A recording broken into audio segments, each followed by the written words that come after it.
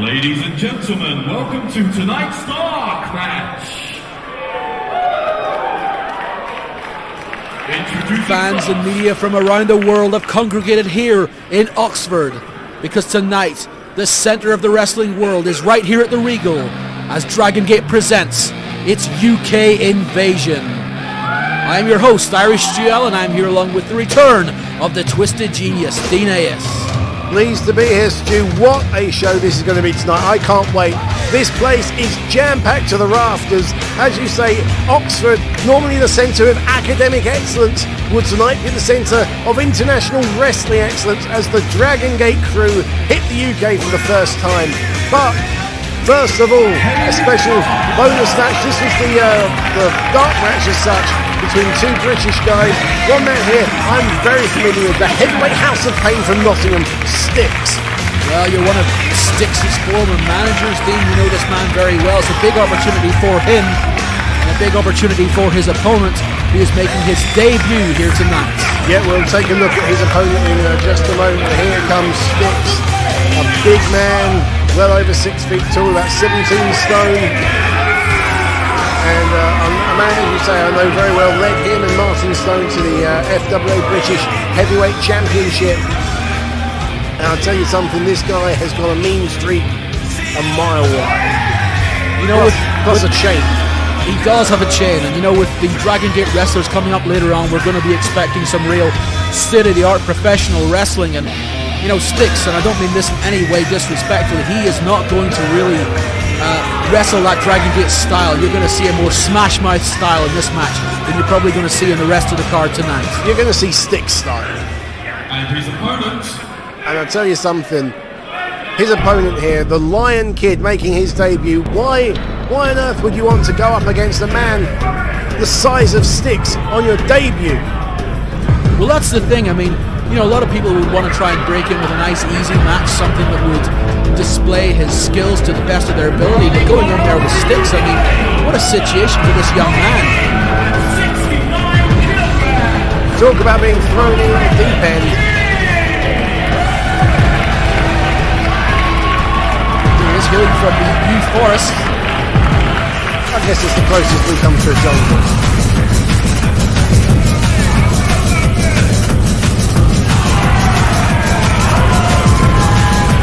Of course, the first thing we need to take a look at here is the size difference. Of course, we saw the stats as both guys came to the ring, but you know, you just have to look at the size difference. And well, Stixx has just shown the size difference by barging straight through the Lion Kid. As we said, the size drops him down face first. The size difference will be paramount in this match. And Stixx, he's obviously going to stick to the power game. He's not going to let the Lion Kid get any speed up. You know, he's going to watch himself running the ropes, doing exactly this. This is how he's going to win the match. Yeah, by converse to that, Lion Kid, what he's going to have to do is try and use his speed, use his kicks, use his ability to fly through the air, a bit like this. Like that, yeah. Well, Stixx tried to duck a handspring, and he ended up ducking straight into an elbow. Yeah, he actually did himself worse off than if he just stood there, head scissors from the Lion Kid. And Stixx has been definitely wobbled. And this crowd already going behind the newcomer, the Lion Kid. Well, there's an attempt there at the Mysterio Rana from Lion Kid. Doesn't quite come off. Let's see if he can reverse the situation. He does. Oh, and Stixx was trying, well, I said about the guy's mean streak, Stixx was trying to powerbomb the Lion Kid out to the floor. That would have been the quickest career in wrestling. Yes, it would, and watch out. Oh, acai moonsault from the Lion Kid. Excellent move from the Lion Kid, and well, a move that is familiar with exotically masked wrestlers from the Orient is now being seen in Oxford. You know, this, you've got to say the look of this kid, there's obviously the influence of the Japanese legend, the Tiger Mask. Yes, absolutely. And that acai moonsault, I mean, how appropriate a move that is in a Dragon Gate ring to pull out an acai moonsault. So many links between Dragon Gate and the Ultimate Dragon. Indeed. Oh, spinning forearm. And a German suplex, a nice German suplex there. Yes, it was. Not so nice for the Lion Kid, landed right on the top of his head. And this is exactly where the Lion Kid does not want to be, but Stixx isn't going to get a pinfall with a cover like that.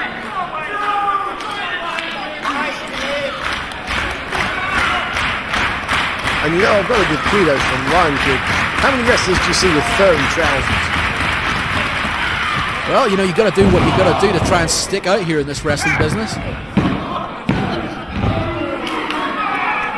Stixx continues to punish Lion Kid there with the sidewalk slam. And notice how Stixx is holding on to the Lion Kid each time. He picks him up, does not let him go, because if you let this guy go, he can just fly around the ropes, use that speed, use that agility. You know, Stixx has been around a good 10 years in this business. He's a smart guy. I taught him well, Steve.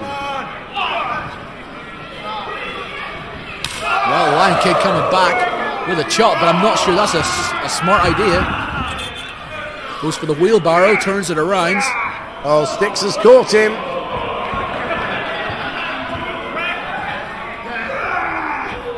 Look at the power of Stixx, just maneuvers him up into a delayed vertical suplex, holding him up there. Oh, the blood rushes to the head. And again, for the second time in this match, the Lion Kid is dumped unceremoniously on his front. And now a swinging gutbuster. Yeah, that was out of the full Nelson. Very, very good move. He still got that full Nelson applied.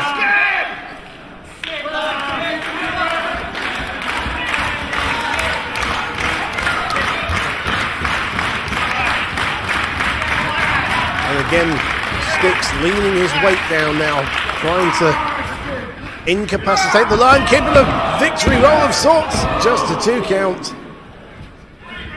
That's what Stixx has got to be aware of. That's what he's got to keep control of this Lion Kid, which he does with the knee to the guts there. Big drop kick though. And so far, a very creditable performance here from the Lion Kid, who's done a fantastic job here in his opening match. Well, each time Stixx tries to pull the trigger to finish this match off, the Lion Kid pulls something out of the bag. Elbow to the face. Vicious. I don't like... Oh, I was going to say, I don't like the position the Lion Kid's in, and the ringsiders get up close and personal with our debutant, the Lion Kid. If you want to pay for a front row seat at Dragon Gate, you got to be prepared to move. And the fans are getting right on Stixx's case. There was nothing illegal there. What Stixx did, you know, he's perfectly within the. Lion Kid was in the ropes. Well, you know, he wasn't technically outside the ring. Technicalities, Dino. Technicalities. Oh, look at that helo dive though from Stixx. Bit of agility from the big man. And another thing you've got to bear in mind is the Lion Kid kicks out. Every time he kicks out, he's got to push his own body weight plus a fair few stone extra off of his chest. Yes, he does. I think the longer this match goes on, it may favour the man with the more experience as well as the man with more wit. That is Stixx. Well, you know, Stixx has wrestled cruiserweights before. Has the Lion Kid wrestled heavyweights? This is the question. You know, this masked wrestler, it's his debut. You know, don't know much about him. Well, then let's be honest. You said that Stixx has wrestled cruiserweights before. Stixx has destroyed cruiserweights before. He's eaten cruiserweights for breakfast. Just like that. Second rope guillotine leg drop. Referee Lloyd Parker only gets 2 out of that one.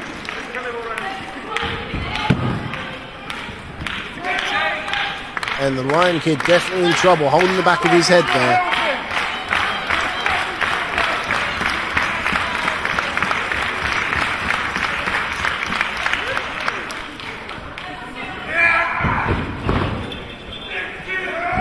Stixx charges in, but he delayed his charge, and that split second was all the Lion Kid needed. We said about this kid's speed and a headstand. Stixx is kind of baffled now. Where's the guy gone? Now he's posing to the crowd. Turn around. And 2 boots straight to the chin. And a springboard drop kick sends Stixx sprawling to the ropes.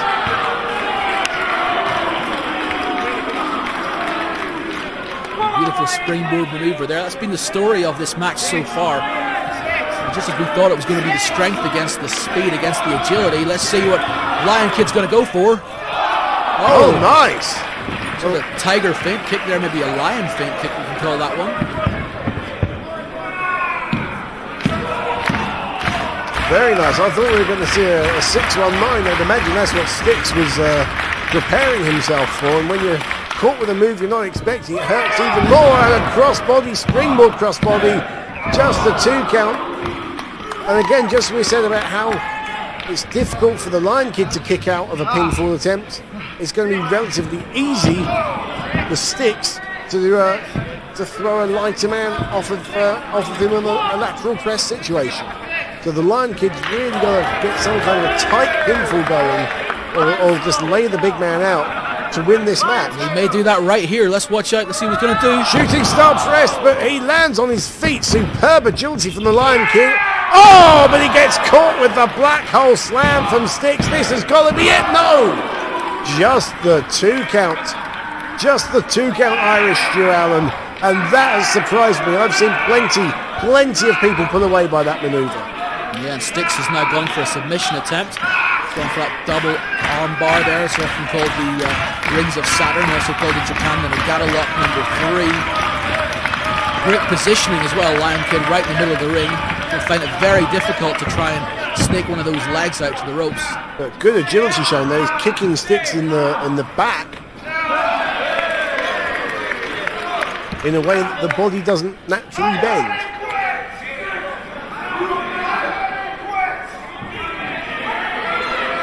And are we seeing signs of frustration in Stixx here? Well, he hit his big move. He hit the big black hole slam. He's tried the submission. Neither has been effective. I think he's trying to formulate another plan. It's times like this he probably wishes he had a manager outside the ring. Definitely, you can see the cogs returning and a big kick to the back of the head, and that has certainly dazed the big man. And another one, you heard the impact. Oh! And just as Stixx was preparing for what I think would have been a big clothesline, he gets laid out with another kick, a 3rd kick from the Lion Kid. You said earlier, Stu, about those feet. Yeah, those educated feet here in a great seat of education in Oxford as he goes upstairs again. Will he going for a moonsault this time? Let's see. Nice moonsault. Stixx moves, and again the Lion Kid lands on his feet, and now he's in trouble. Nicely done. Suplex from the big man. 1, 2, and just a 2 count again, and you can see the frustration etched across Stixx's face. He pounds the mat. Well, there's no question now. There's absolutely no question that Stixx is becoming frustrated with the Lion Kid's ability to keep kicking out of all of these big moves.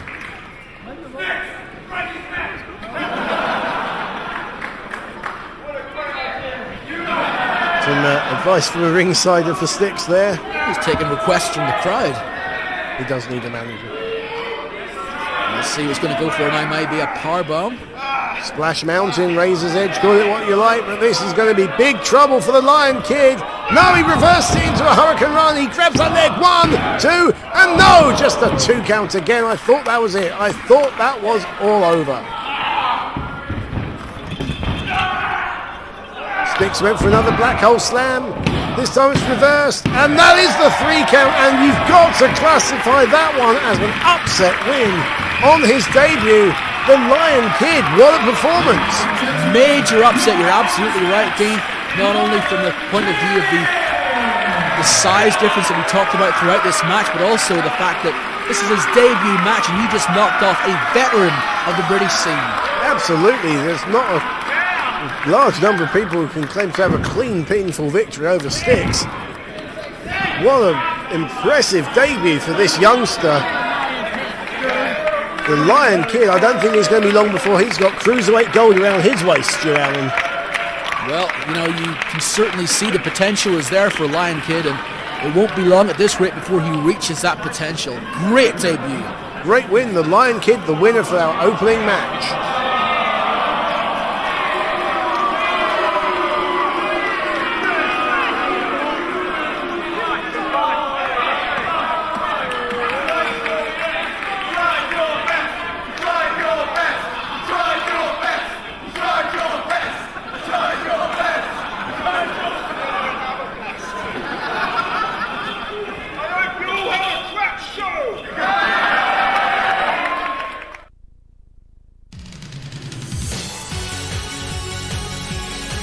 Here's the lineup for tonight's history-making show. We'll be kicking things off with an international tag team match. Team UK versus Dragon Gate. Jonny Storm and Marty Scurll representing Team UK take on the Real Hazard rule-breaking duo of Genki Horiguchi and Ryo Saito.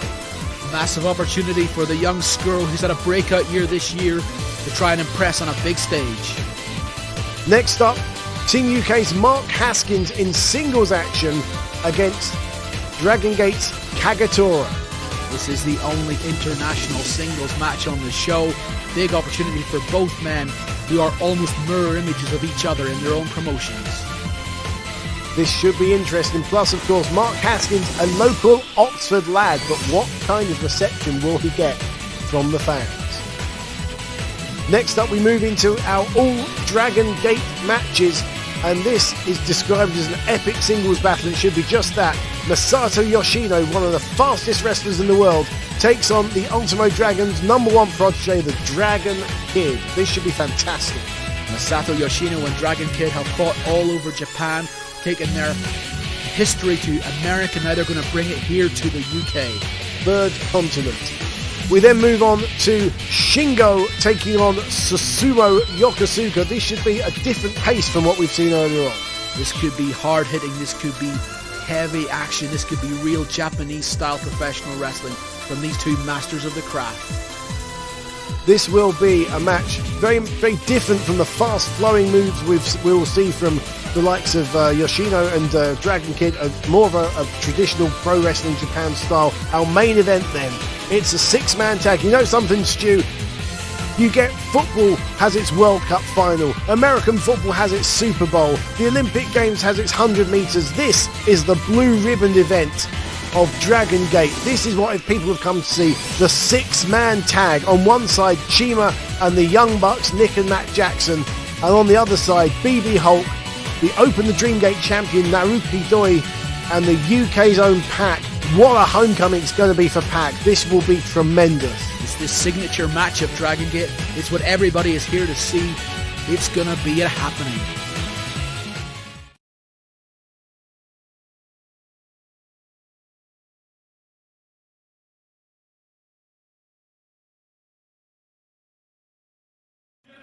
Welcome to Dragon Gate UK Invasion!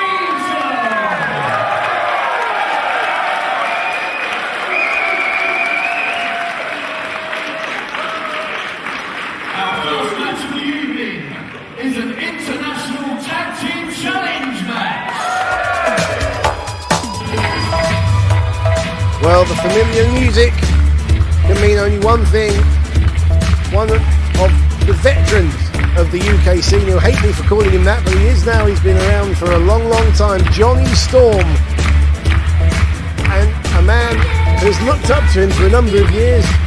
Marty Scurll, a real breakout star in the UK in the last year or so. Yeah, absolutely, Dean. Marty has made some great strides this year, tagging regularly with Zack Sabre Jr. as the leaders of the new school. He's not tagging with Zack Sabre tonight, he's actually tagging with someone who he considers somewhat of a mentor, someone who he's gone up and down the roads with, someone who he's wrestled against before, someone from his part of the world. They know each other so well from being on shows together, and that is Jonny Storm. Yeah, Jonny Storm, of course, has travelled the world, a veteran of Fairfield Japan tours himself. He knows all about the Japanese wrestling style and the Japanese wrestling mentality. This is going to be a great opportunity, great international exposure for young Marty Scurll, only 21 years old. And it's going to be interesting to see how he handles the pressure of this one. Yeah, at least we know that Jonny Storm is going to handle the pressure very well. He's been to the big dance before, and much like we're going to talk about probably through this show about how Dragon Gate represents the state-of-the-art of professional wrestling in 2009, Johnny Storm for many years represented the state-of-the-art of British professional wrestling. Absolutely, and now here come their opponents, two of the most dastardly men to be found in Dragon Gate.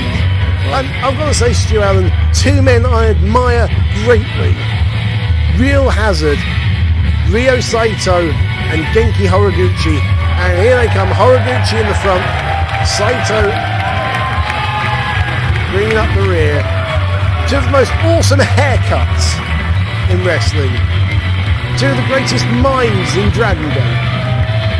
Well, both of these men over the last few years have undergone major transitions in their career. Genki Horiguchi started years ago as a surfer dude. He was a happy-go-lucky babyface fan favorite. He was anything but that now. And his tag team partner tonight, Ryo Saito, well, he used to be one of the most beloved wrestlers in Dragon Gate. He's turned his back on the fans. He's turned his back on the business. He is the leader of this Real Hazard group. This group of, to use the term from Lucha Libre, this group of rudos. And immediately the chant of HAGE starts up across the Regal. Stu, I'll leave it to you to explain what that's all about. Well, HAGE has been a chant around Japan for a long time. It's actually Japanese for bold, and it's meant to antagonize Genki Horiguchi, which it always does. It started when he started to have some receding hair. Now he's got very little hair, but he's still very particular about what he's got left. Very little hair, apart from the most awesome red kind of mullet ponytail thing. Essex gets a warm reception.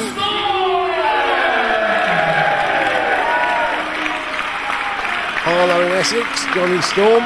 And his tag team partner, weighing in at 76 kilograms, hailing from Cambridge, England. And Cambridge naturally gets a boo in Oxford.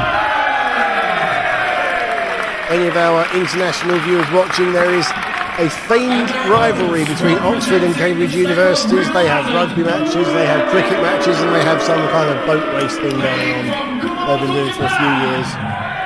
Weighing in at 75 kilograms, Genki Horiguchi. Genki Horiguchi also not the most popular man here in Oxford tonight. Hailing from Yamanashi, Japan, weighing in 85 kilograms, Ryo Saito, the heaviest man in this match, with a warm welcome for the fans here.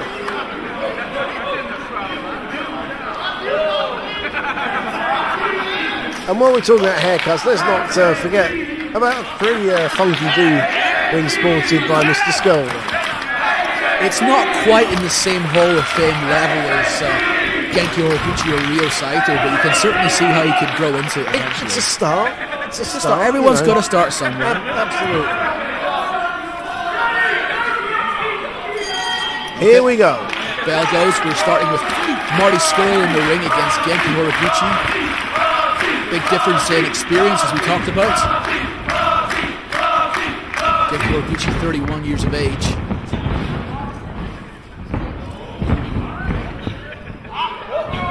On-ringer now from Horiguchi. Nice reversal from Marty Scurll. Well, we're starting off scientifically. I wonder if we'll end that way. I somehow think not. I hope. And Scurll back to the advantage. This style. Oh, he just cracked his fingers. He'd broken a finger there. I was going to say, this style is basically playing right into the Brits' hands. This is the style that Marty Scurll was educated on.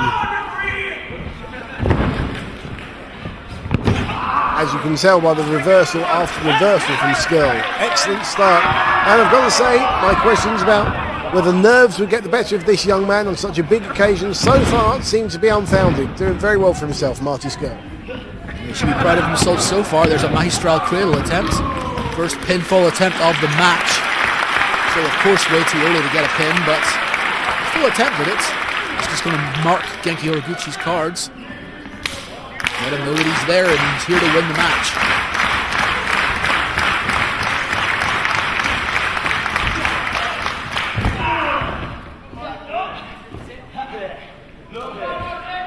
Knuckle lock test of strength.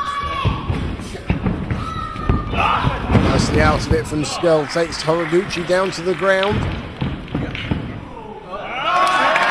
Nice from Scurll. All tied up. Anything? Oh, now he's got the hair. Oh. A hair ringer? I think it is. That's 2 turns. Referee admonishing Marty Scurll. That's. I mean, he's going to walk through airports with that hair. But he may not if Marty Scurll rips it out. There is that, yes. And now the HAGE chant starts up yet again. Some words of comfort. Oh! Genki for a moment looked upset and spat right in the face of one of the ringsiders. We were talking earlier about the hazards of being a ringsider. It's a real hazard, all right, when these guys are wrestling. Oh. Head scissors from Scurll. Nicely. Oh!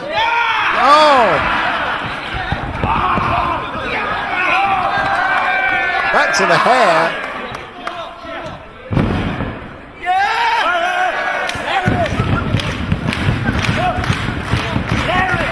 Well, there's very little that Horiguchi can do. Did he just knee drop the hair, Dean?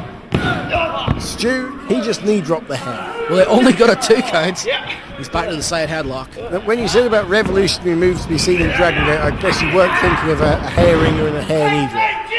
Not immediately, no. I didn't think so.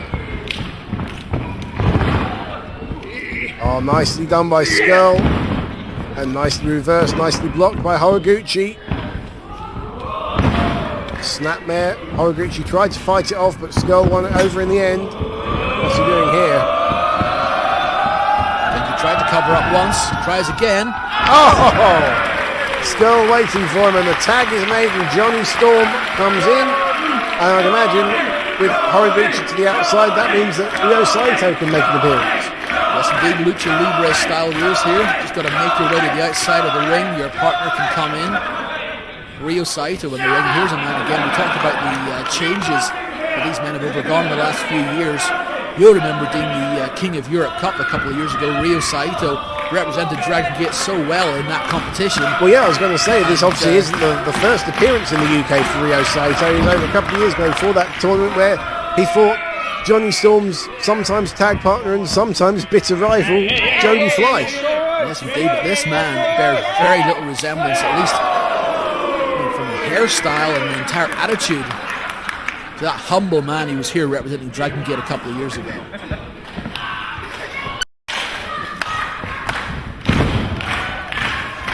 Has he benefited from it? Well, I think he has. I mean, that's the thing. He's decided to turn his back on the fans, turn his back on his friends, join up with this real hazard group, and he's become the leader of the group very quickly. Which just goes to show you don't need the fans. I've said it all along, Stu Allen. Well, Ryo Saito was not going to find many fans here in Oxford tonight.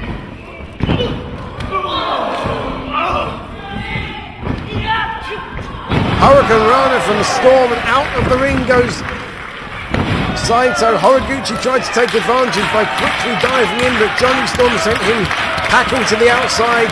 And I think a dive. Here we go, and Jonny Storm takes both members of Real Hazard out.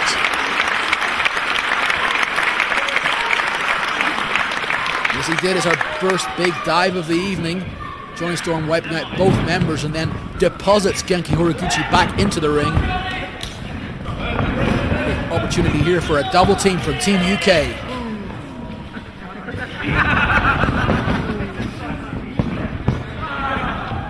Oh, big drop kick by Storm. Horiguchi had nowhere to go. Here comes.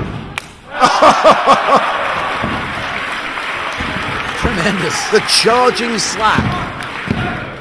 That's what we're going to call that one. We just got a 2 counts. I'd be worried for that 3 count.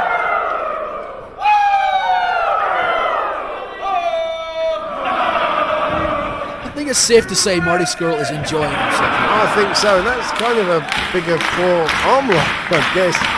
Very unique submission offense. And Genki Horiguchi has no way of protecting himself from the drop kick that comes in from Johnny Storm, Stu. There's another 2 count there, does the referee.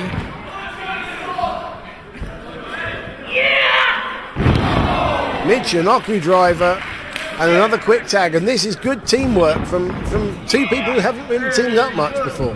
No, it's good tag team continuity. Far better, actually, than we've seen from Real Hazard so far. An old-fashioned rake to the eyes gets Marty Scurll over to the Real Hazard corner, and a chop from Saito, make that 2. And now we see the classic tag team strategy of getting one opponent isolated in your corner.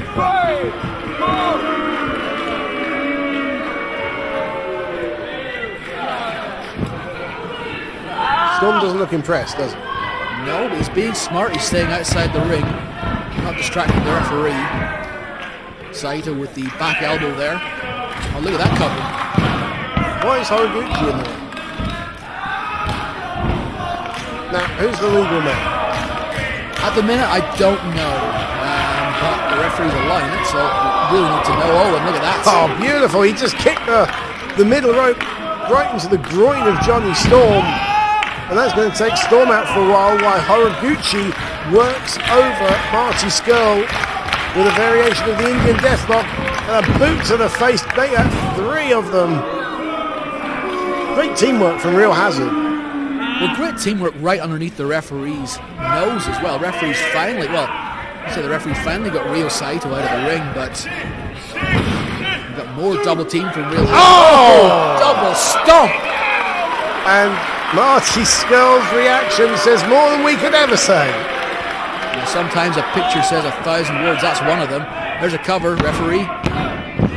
Just gets a 2. That is pretty much literally going to take the wind right out of Marty Scurll. Yeah, but it was still a lackadaisical cover from Ryo. Decided he didn't want to hook the leg. Oh, he hooks the leg, still only gets a 2 count. Well, I think they still want to show off some more moves to these UK fans. That's why they're not making that serious a cover.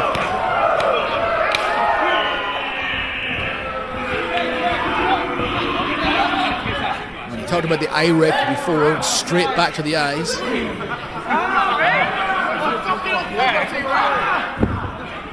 And Scurll trying to fight off Saito, but a drop kick to the inside of the thigh, just trying to knot up that leg and really restrict the mobility of Marty Scurll. And I do believe it's the inside of the thigh rather than the knee that they're working on here. We'll see as this match progresses, because they've now found a body part to target.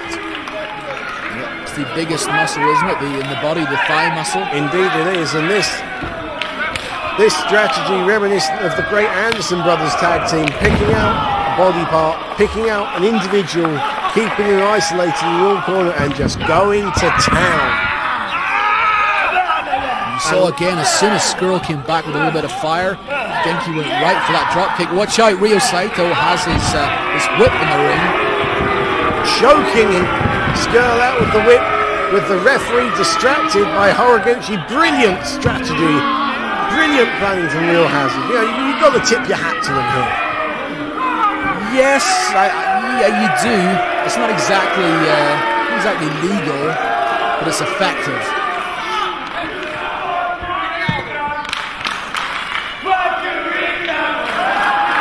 I'd like to apologise for comments of Genki Horiguchi there. And outside the ring, and even further away from his corner now goes Marty Scurll. Oh, suplex to the floor, and you just heard the thud. There's no give on that floor. That's as hard as ice. And just as cold. There's a cover from Horiguchi. Saito was trying to run interference there. You'll see that a lot in tag team matches. Big part of Japanese tag team strategy.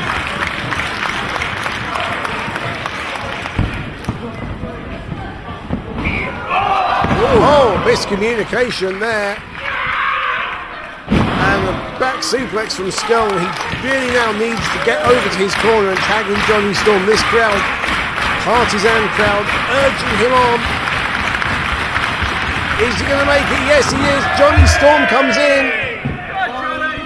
Springboards into another Hurricane Rana, takes Saito down. Rio Saito in trouble.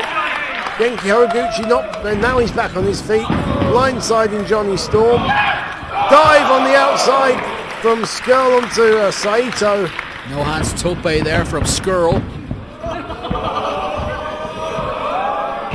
Oh, Storm was going for a wheelbarrow. He does. He connects with that DDT in the end. Just the 2 count though. This one's picking up, Stu. Yes, it is. Johnny Storm calling for the support of the fans. He gets it. But he took too long to get to Horiguchi, who countered with a fantastic tornado DDT. Doesn't even let Storm have a moment to breathe. Drops him straight down with a brainbuster. Is that it? No! Scurll makes the save, and if he hadn't, I think that could have been all over for Team UK. Vertical drop, brainbuster there. Now Scurll and Saito in the ring. Nice! Twisting.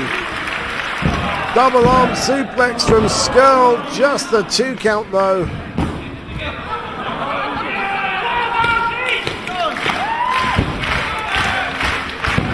Marty Scurll going through the top rope. Rio in a very compromised position.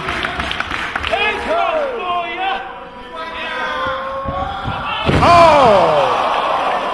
He may have been going for a senton, got absolutely nothing of it. Either a senton or a kind of a tuck leg drop, but high risk maneuver, and it didn't pay off this time. Oh! Johnny Storm gets German suplex straight into his partner, and it looks like a car wreck in the corner there. And this is where Real Hazard have to take the opportunity to put him away. Oh, and they will. Splash from Saito. Just the 2 count though. And they will definitely concentrate on taking Scurll out double team, because Johnny Storm, well, don't say Johnny Storm's out, but now he's back on his feet. Double perfect storm from Johnny Storm. Wipes both men out. I think referee Lloyd Parker's lost track of who the legal man is, if I'm honest, so have I. I don't think it matters anymore. We've got 4 men in the ring who desperately need to win this match.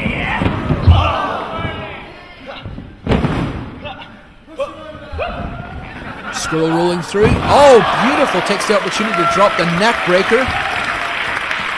Hooks the leg. And you notice now that each wrestler is becoming more and more reliant on his partner saving him than him kicking out. That shows, they're obviously getting worn down. I think, we are drawing to an end in this match, because all 4 wrestlers really had a lot taken out of them now. Rewind Hurricane Rana from Johnny Storm. Horiguchi very wisely scoots outside the ring. Oh, Scurll with a double drop kick takes out both guys. You call it the 7-10 split. All right. DDT. DDT from a tope as well from Johnny Storm. Now in the ring, here we go. Marty Scurll's big opportunity against Rio Saito. 3 big kicks from Scurll and another eye rake from Saito. Finally, the clothesline from Marty Scurll. Here's the cover. Oh, that was the closest pinfall we've had so far. Saito looked absolutely spent, but finds something to kick out right at the end. A whisk up, there's a reversal, and again. Oh, he distracted the referee. 2 low blows. 1, 2, 3, and it's all over. Real Hazard win the match. Oh, highway robbery. And Saito looks very pleased with himself. You see the finish there, the small package pin. Well, that doesn't tell the whole story. There was a story there of 2 low blows undetected by the referee, who was distracted by what was going on the outside of the ring. Saito taking that momentary opportunity to deliver what was a crushing blow.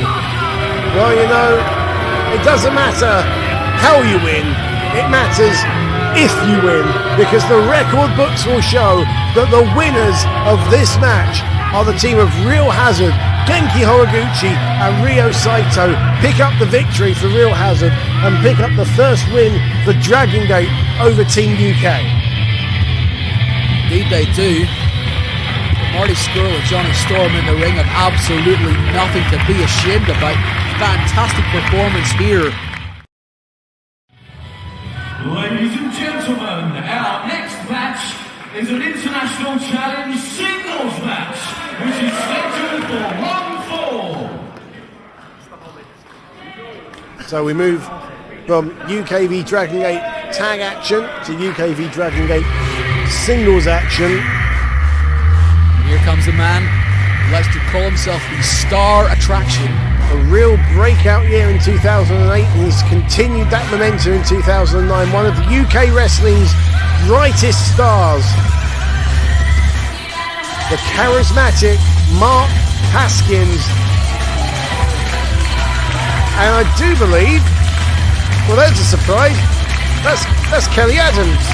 Yes it is, I would know those legs anywhere. Well, I've never seen the two of them working together before. No, I've absolutely no idea. We often see Mark Haskins with a manager at ringside. He wasn't going to have a manager for this match, but he seems to have picked up a bit of ringside assistance here from Kelly Adams. Well, that's an interesting intangible that's been thrown into the mix there. We should discuss Miss Adams further later on in the match, I think, Mr. Allen.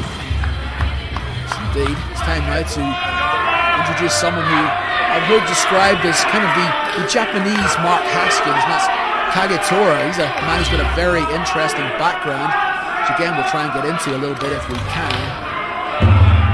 KAGETORA was one of the lost class of Toryumon X when Ultimo Dragon and the Toryumon wrestlers decided to have their split, the split which founded the Dragon Gate organization. KAGETORA was one of those forgotten men, ended up making his career around the Japanese indies. Wrestled all over the place, had a lot of success in Michinoku Pro, Osaka Pro. Finally, just last year, found his way back to kind of his home promotion. That is KAGETORA. Here he comes to the ring. Member of the Warriors 5 stable. Dragon Gate, of course, a promotion very much built around these teams, these stables. A sort of gang warfare mentality in Dragon Gate. Got several factions represented here tonight. This is the first of the Dragon Gate factions represented. Well, actually, no, it wasn't. Real Hazard in the opening match. But we're going to see more members of the Warriors 5 coming up later.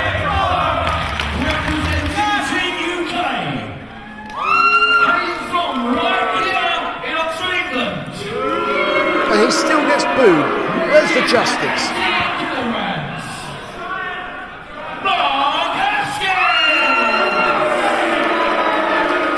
Haskins legitimately a hometown man here. Makes no difference to this crowd. Representing Warrior 5, hailing from Tokyo, Japan, weighing in at 80 kilograms.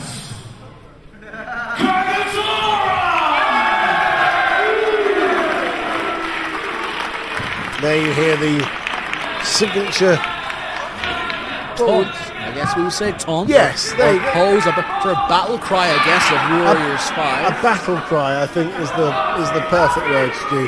And there you see Kelly Adams. Now, what's interesting here is, let's face it, we live in a technological age where you can click on an internet button and see footage of wrestling from anywhere in the world. There's absolutely no doubt in my mind that KAGETORA would have scouted Mark Haskins.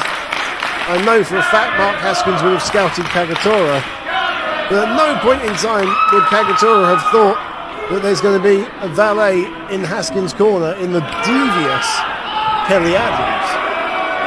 She is a devilish woman, all right, and she's very much the wild card in this match. You took the words out of my mouth, Sue. She will be the wild card. It'll be interesting to see what role she has to play in this match, as Haskins gets these derogatory chants that he does not deserve. Which really get on his nerves, as you can see. So this is strange. We're in Oxford, we're in Mark Haskins' hometown, and still the people here boo him. I mean, last year when the Pro Wrestling Noah company was over in England, Haskins wrestled in Farringdon, which is just down the road here in Oxfordshire, and was beloved by the fans. Different audience, I guess. I guess so. Could be a Dragon Gate audience. They're here to see Dragon Gate wrestlers, and KAGETORA, as they say, one of the rising stars in Dragon Gate. There's just something about Mark Haskins, though, it just makes him so unlikable. Hey, I like Haskins. No, don't get me wrong, Haskins is a fantastic wrestler, but it's fair to say he's got a bit of an attitude problem. Well, yeah, that attitude has... I wish these people would stop with this chanting Hobbit. And KAGETORA is just encouraging it. He certainly is enjoying it. Does he even know what Hobbit is? I have no idea. Yeah, for all he knows, they could be saying the most disgusting English swear word. And we've got action underway in the match now. Roll through there from KAGETORA. As I say, expect these two men to be quite evenly matched. It'll be interesting to see as well. KAGETORA is not averse to bending the rules as well. We're talking about the potential for a rule breaking of having Kelly Adams at ringside. KAGETORA won't think twice about breaking the rules if he has to. So he gives as good as he gets. Yeah, exactly. When he came into Dragon Gate, he declared war on the entire promotion. This is a guy who's got a bit of an attitude issue himself. Did actually find himself in real hazard for a little while before he was absorbed into Warriors 5. Hey, I've declared war on an entire promotion before. It's great, you get your own dressing room and everything. There are perks. Haskins takes down KAGETORA there for the shoulder block.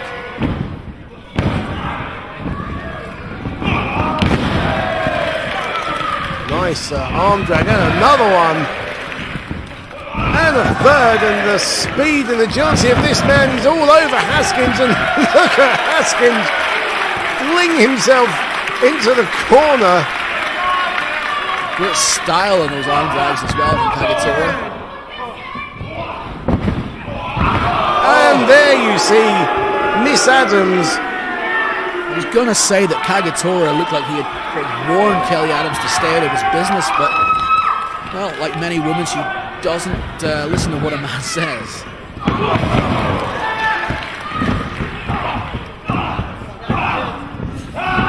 Haskins opening up now with stomps and chokes right in front of the referee. He doesn't care. Well, you know, while you try and tar all women in the wrestling industry with the same brush, I would say that Kelly Adams, you know, she was just trying to get some dirt off of the mat. You know, with KAGETORA's foot. Yeah, if you get an open wound, you get dirt on the mat, you can get an infection easily. You know, you've got to think of these wrestlers' welfare. You know, if someone's out injured, they're not competing, they're not earning the money. And I applaud Kelly Adams for her health and safety initiative there. Health and safety initiative. Absolutely. Yeah, this world's gone health and safety crazy. Okay, what's she doing now? What is she doing now? She's cleaning the bottom rope with KAGETORA's torso there. Dean, you are incorrigible.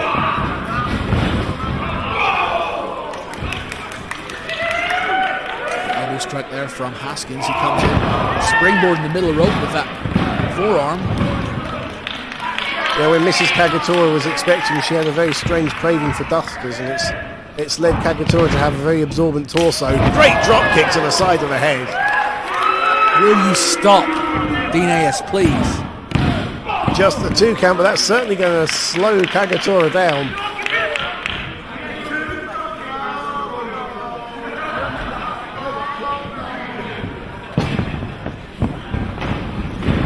Whips into the corner, but Haskins is taking his time here and pays the price. KAGETORA gets the feet up, and again, look Look at the speed of KAGETORA, and great cut off by Haskins with a back elbow, flying back elbow. Just the 2 count. But really great way of cutting off the momentum that KAGETORA just built up there, Stu. You can say what you want about Mark Haskins, and believe me, you have been saying that.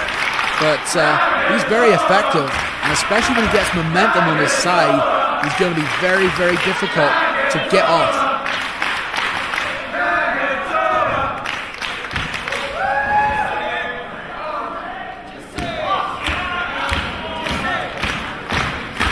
Quite sure what that look was in the eyes of Chloe Adams, but I think she was certainly happy with how this match is going. Haskins with a great performance so far. Well, this has mostly so far gone Mark Haskins' way. Mostly.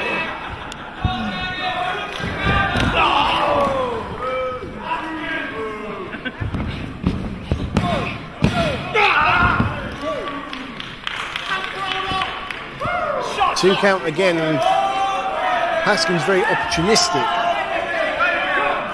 He's probably not going to get the 3 count, but there's no harm in trying.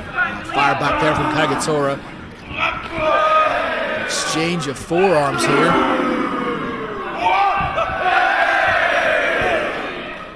Difficult to tell who these fans are. Great irate from Haskins, taking a leaf out of Real Hazard's book. Oh, can you imagine Haskins and Real Hazard teaming up? That'd be a dream. Did you just say great irate? Yeah, I mean, you can get sloppy ones, you know.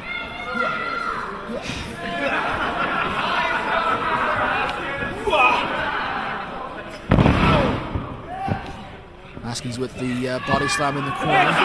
Dragging KAGETORA into a position for something. And notice how he's got KAGETORA in his corner with Kelly Adams in, just in case something goes a bit wrong. She can help step in.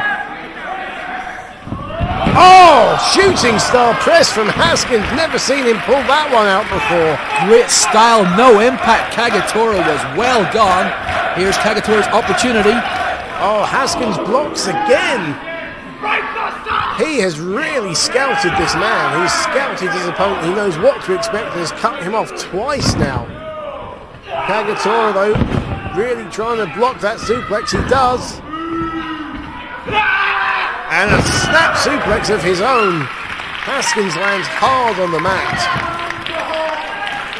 Haskins made the mistake of calling Brainbuster and clued KAGETORA in what he was going for.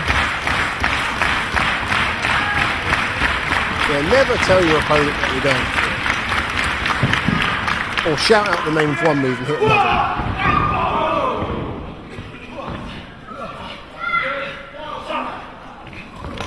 Oh! Drop kick to the midsection from KAGETORA. He's got to take this opportunity to get things back on track. Big clothesline charging in at Haskins. We're getting some real high impact, fast charging moves from KAGETORA in this match. Yes, we are, but he's got a bit of difficulty just keeping that momentum going. Haskins very good at cutting him off. Indeed. We've seen him do that twice. A series of kicks to the head and a glazed look across the eyes and across the face of Mark Haskins with just a 2 count.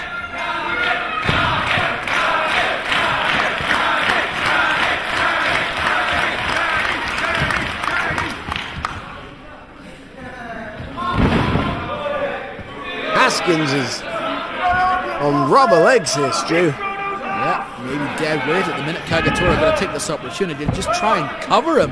Yeah.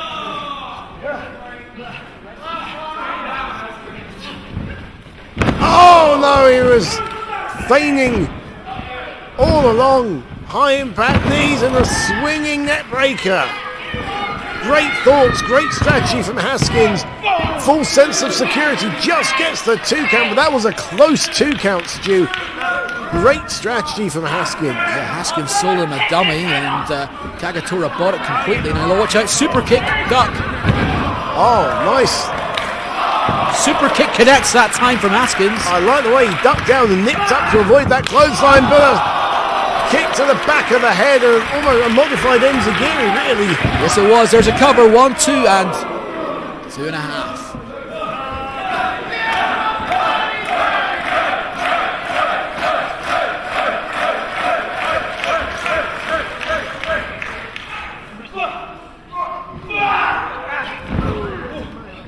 Haskins slips around the back of that suplex attempt. We're back to toe-to-toe, slugging it out now, Stu. Yes, we are, and let's see if Haskins goes for a shortcut. Doesn't get the opportunity that time. Rapid-fire elbows. Haskins reverses into a Ace crusher. Ace crusher indeed, but can he make the cover? He hooks the leg. Hooks the leg, but didn't put any pressure down on those shoulders. And KAGETORA just able to roll that shoulder up. Yeah, just didn't get enough on the lateral press there.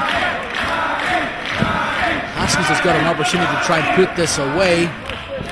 Going to go for another ace crusher, didn't get it. Going to go for, an emerald frozen from KAGETORA. That could be all.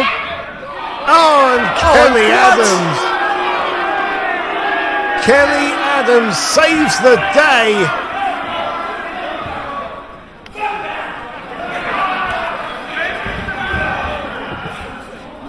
Another opportunity here from KAGETORA, going to try and put him away. Doesn't get the opportunity.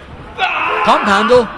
Picks him up. Into a tombstone. Lovely. Oh, what a move from Haskins. 1, 2, 3. It is all over with a beautiful pump handle. Tombstone pile driver. Mark Haskins looks shocked.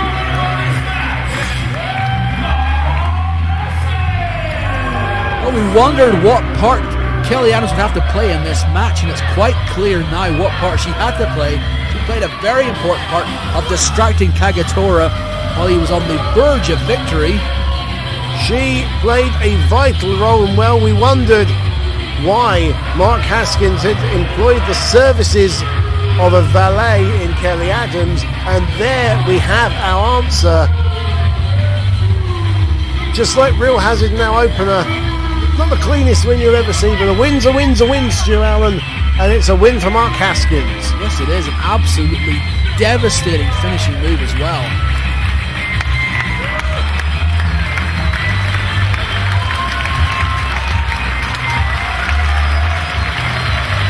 KAGETORA takes the plaudits of the fans here in Oxford.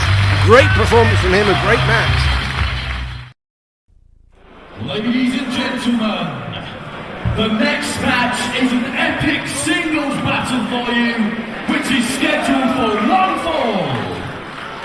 The ring announcer Larry LaRue correctly stating that this is going to be an epic singles battle.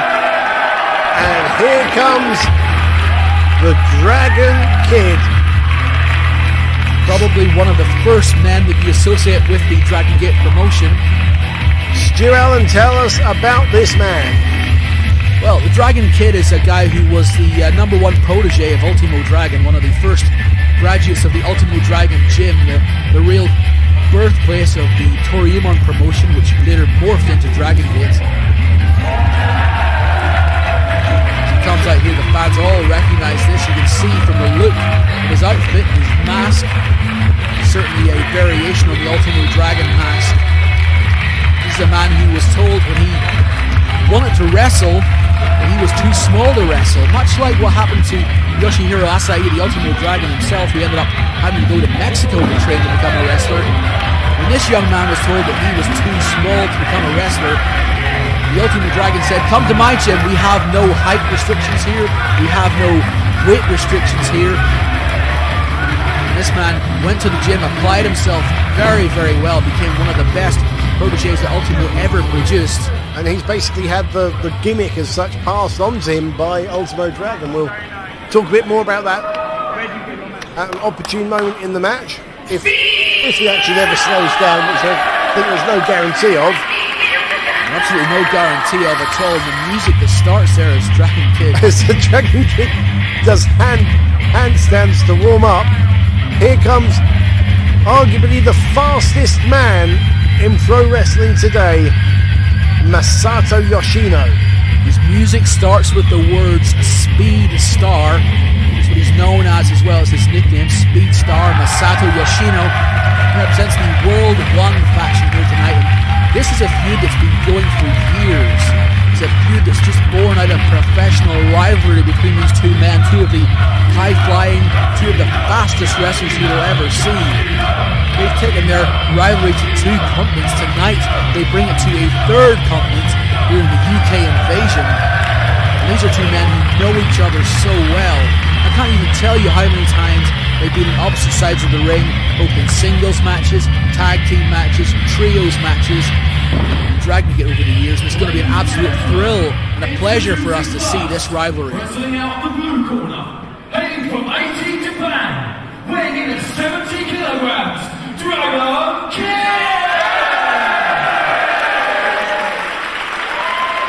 And wrestling out of the red corner, heading from Osaka, Japan, weighing in at 75 kilograms, Masato Yoshino!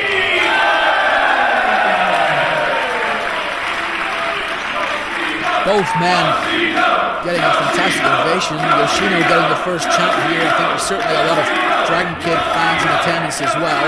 Now, compared to the previous 2 matches, this should be pretty much clean and straight by the book. I would imagine so, and I think it's a match as well that you can expect to see a lot of, again, innovative maneuvers that these men have come up with themselves, but also a lot of reversals as well. I think these two men probably know each other as well as any 2 wrestlers in the world. Of course, Masato Yoshino will also be familiar to TNA wrestling fans. He was over there representing Japan in the World X Cup. Yeah, also represented Dragon Gate in the Wrestling Society X promotion as well. He's well travelled. Had a match with our own Doug Williams over in TNA, I seem to remember. You see some of the early exchanges here. You see just how well these 2 men know each other. Well, this is the thing, Stu. They know each other so well, so they're either going to have to bust out something completely new, which they've done many times, or just wait for a mistake. But when you've got guys as professional as Dragon Gate wrestlers, the question is there going to be a mistake? Very much remains to be seen. Just as a little bit of background from Masato Yoshino as well. We talked about how Dragon Kid got involved in this promotion. Yoshino grew up, he was a big baseball star through school. Decided he wanted to become a wrestler after he saw a match between Antonio Inoki and Big Van Vader. I remember that match well. One of the most brutal German suplexes I've ever seen in my life. I think Inoki shrunk by about 2 inches that way. It was at that moment that the fires of wrestling were awoken in the heart of Masato Yoshino. He went to learn from Ultimo Dragon as well. Debuted as part of the T2P sub-promotion. Got a lot of very fancy submissions with Masato Yoshino. The Sol Nasciente is one of his most well-known. It's great when you hear about what are basically defining moments in people's lives in wrestling. I think we're going to see the fans here tonight are going to see some defining moments in their time as wrestling fans, I would think.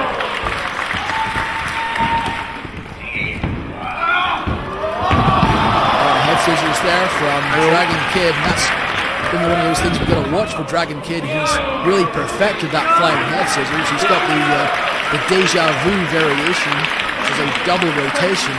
Well, I was going to say, you've already seen just a taste, a glimpse of the speed of the Dragon Kid. And I was going to say, if you're wondering why he's got the word deja vu written on his wrestling attire, you've just given us the reason why.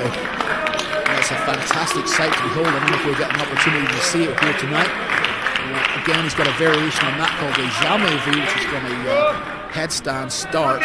Never seen it. I believe that's French for. Indeed it is. I'm an international scholar. Somehow fitting here in the University City of Oxford. University of Oxford's losses, the University of London's gain, as far as I'm concerned. Plus, of course, we've got that drag. Oh, nicely done by Dragon Kid. The Dragon Rana, one of the greatest finishing moves. Yeah, it's a 450 into the Hurricane Rana. A lot of Dragon Kid's moves are really hybrid moves. They're moves where one comes out of another move, or you start with one and you finish with another move. There's a bunch of variations he's got out of the deja vu as well. A bunch of variations of both submissions and pinfall attempts. Meanwhile, with Masato Yoshino, what you're looking for are moves like the lightning spiral, one of his big moves, or the Sol Nasciente, which I say is one of his big submission moves. And it's appropriate to me that these guys are fighting in England, because England traditionally has not been a place like Dragon Gate. It's not been a place where one size has limited your wrestling career. You know, we've got a great tradition of lightweight wrestlers, you know, from George Kidd to Jonny Saint, Steve Gray, Jim Breaks, people like that. And if there's one country that's really going to appreciate the lighter weight wrestlers, it's the UK. Absolutely right. Oh! You talked about high impact, Stu. Both feet straight to the face. Smile on the face of Dragon Kid as he sees his opponent for the first time in this match really in a compromised position. As the chants for Dragon Kid ring out across the Regal in Oxford. Everybody was chanting Yoshino at the start, now they're chanting Dragon Kid. I don't think it matters in this match. I think they'll be chanting Yoshino at some point in this match as well. This crowd are split. But I was going to say, the Regal jam-packed, and the SRO signs literally did go up weeks ago in this situation. Yeah, we have got standing room only. The atmosphere here is fantastic. It's a crackling atmosphere here. A bunch of wrestling fans who travel from all around the place to come and see this happening. Not just from England, Scotland, Northern Ireland and Wales as well. So Yoshino gets to the ropes. Makes that crab attempt.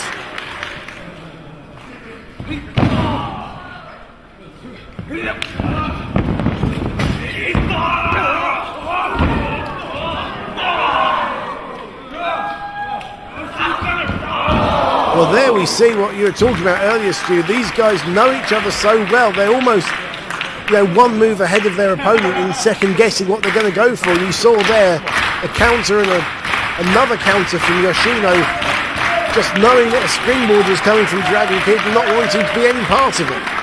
The late great dean of announcers, Gordon Soley, always used to refer to wrestling as a game of human chess, and much like chess, these men are thinking 5-6 moves ahead, trying to think what the opponent's going to do to try and counter their counter, and then counter that. Indeed. This is the thing, well, as with chess, you've got to think, 4 or 5 moves ahead to keep on top of your opponent. And when you've got two guys who know each other so well, maybe 6, 7 or 8 moves ahead. It all bodes for a fascinating match, and this is certainly not disappointing at the moment. And you just sense that, this stage of the game, Yoshino and Dragon Kid, they're each trying to just wear their opponent down to prime them up for some high impact maneuvers, which they'll be breaking out later on. This is the preparatory stage, you might say. You're just trying to soften your opponent up for some of the big moves later on. Very nice, well put. One more time the crowd ask, will he oblige? Vicious shot there from Yoshino.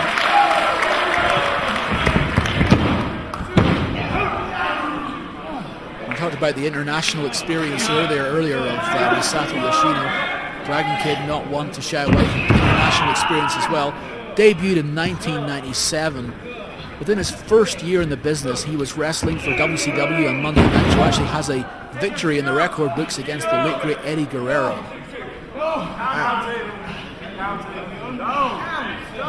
I remember there was that time when Ultimo Dragon had a lot himself. Obviously, Dragon himself was over, and a lot of his students, as you say, there's Dragon Kid, there's Magnum Tokyo, people like that. Yeah, SHINGO as well, who we're going to see later on in the main event. Wrestled quite extensively for WCW back in the late 90s as part of their growing and learning excursion. There's something the Japanese do a lot. They send their wrestlers abroad. In the 80s and the 70s, some legendary figures from Japan came over to England for extended tours, like Jushin Liger, Akira Maeda, Satoru Sayama, and in the 90s, Satoshi Kojima was over here. And relations within wrestling between Japan and England have always been good, as shown by the appreciative nature of the fans here at the Regal in Oxford. And this does not look good for the Dragon Kid. Spins right into the face plant there. Got referee Andy Quilden now in the ring, picked up a 2 count there. We talked about some of the technical submissions that Masato Yoshino has got. It has won with that leg grapevine. He just rolled so effortlessly into it, didn't he?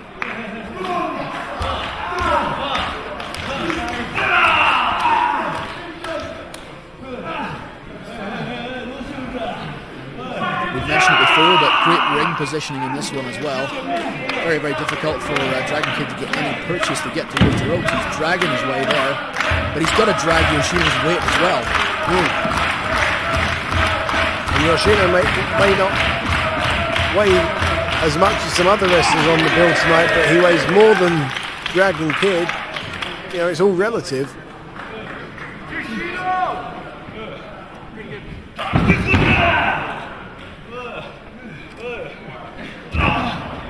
It's also worth mentioning, of course, that this is the last match of a European tour. These guys have been doing a hell of a lot of travelling. They've been in Germany and they've been in Barcelona, and this is the final night. And you've got to wonder as well if the travel is going to take its toll on either of these men as the match goes on.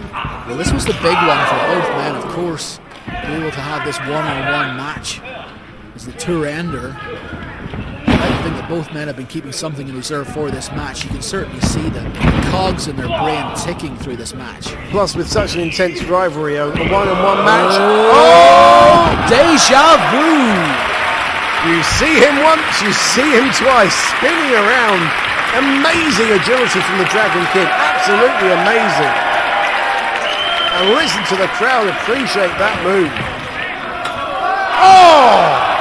Dragon Kid calls up the Bermuda Triangle at KAGETORA to the outside. It's just so effortless and so fluid.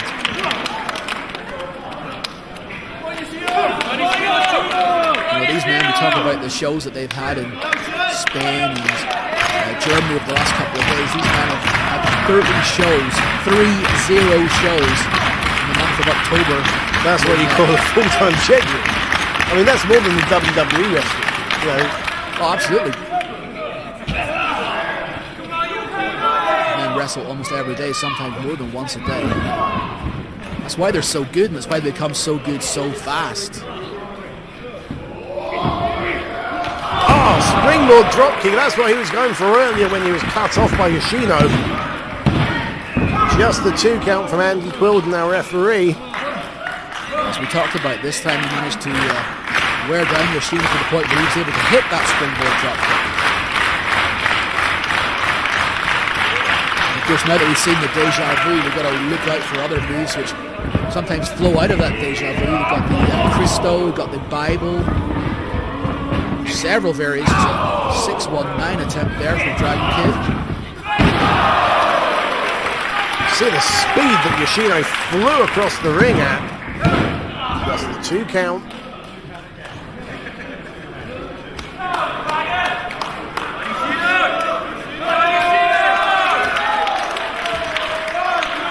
Fans start to rally behind Yoshino.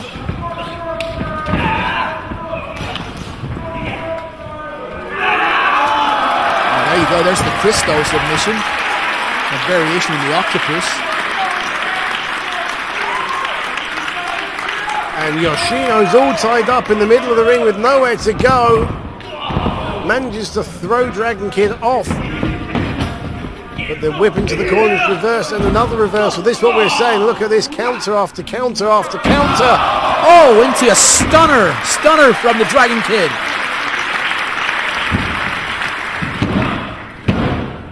Just the 2 count. And the Dragon Kid landed that perfectly, not just in the execution of the move, but where his opponent landed, slap bang right in the middle, the very middle of the ring, nowhere to kick out and nowhere to go for the rope, you have to kick out. And now you can see the cogs again turning in Dragon Kid's mind. What can I use to put this guy away? Goes up top, but Yoshino blocks it. When he goes to the top rope, you have to start thinking about that Dragon Rana. Masato Yoshino knew that. Cut him off as soon as he possibly could. Yeah, he does not want to get hit with that Dragon Rana, and now both men are in a very perilous position now. Someone is not going to have a happy landing from this. It just remains to be seen which man.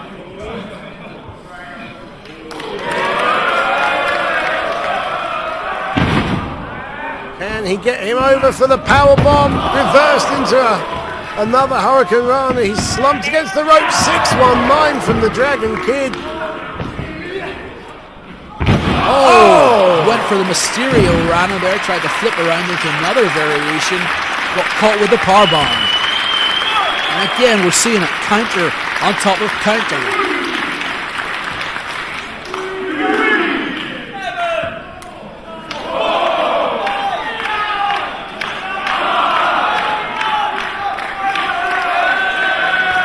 Yoshino was up first. He looks confident. He's got something in mind. Let's see what he's going to go for.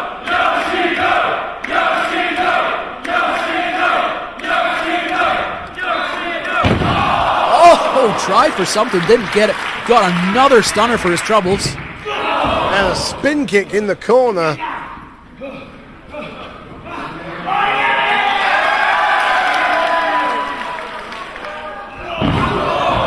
Yoshino held on, he knew the Hurricane Rana was coming. Oh, high elevation drop kick. Oh, and I thought that was it, and so did Yoshino. The lackadaisical cover, I don't think he thought he needed any more than that, but he did. That was a photo opportunity cover rather than a winning a wrestling match cover. Let's face it, he thought, as you say, Stu, he thought that was it and decided to make a good show of it. Yes, he did. Now he's going to have to think of something else. Oh, cut off by a spinning kick from Dragon Kid. And this time he gets the Hurricane Rana, really snaps it, and just the 2 count. I thought that was it. The amazing snap, the speed he got on that Hurricane Rana defies belief.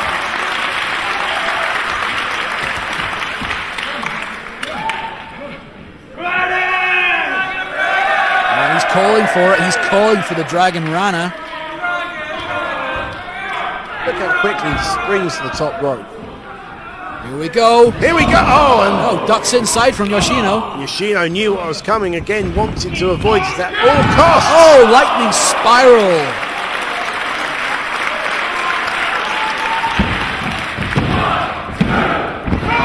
I was going to say, I didn't know if he got all of that. And I think if he had, that would have been it.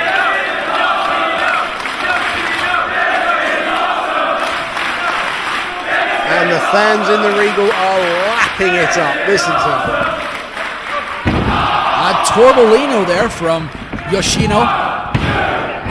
Oh, tried for the crucifix, couldn't get it. Again, just the 2 counts. Yoshino starting to open up with some of his big offense now. Yeah, it only takes 3 seconds to win a wrestling match, but these men are making it as awkward as possible for their opponent. What a match we're seeing here.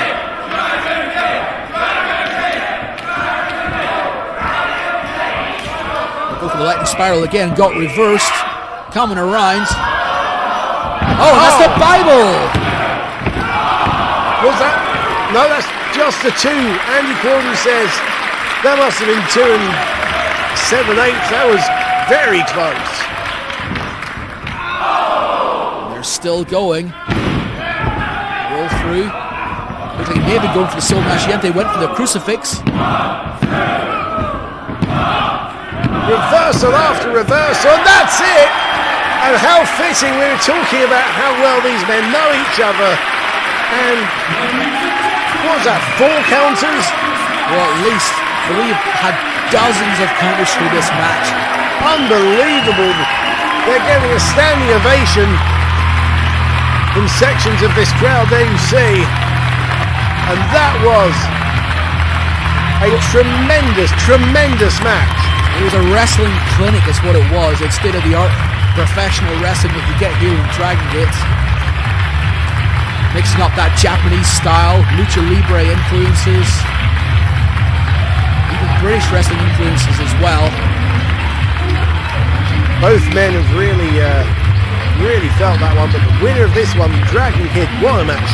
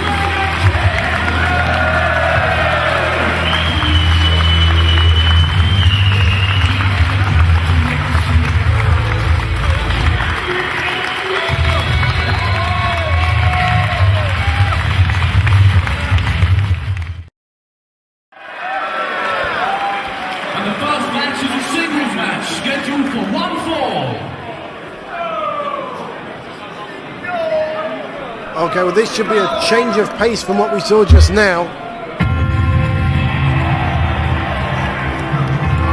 And here comes Shingo.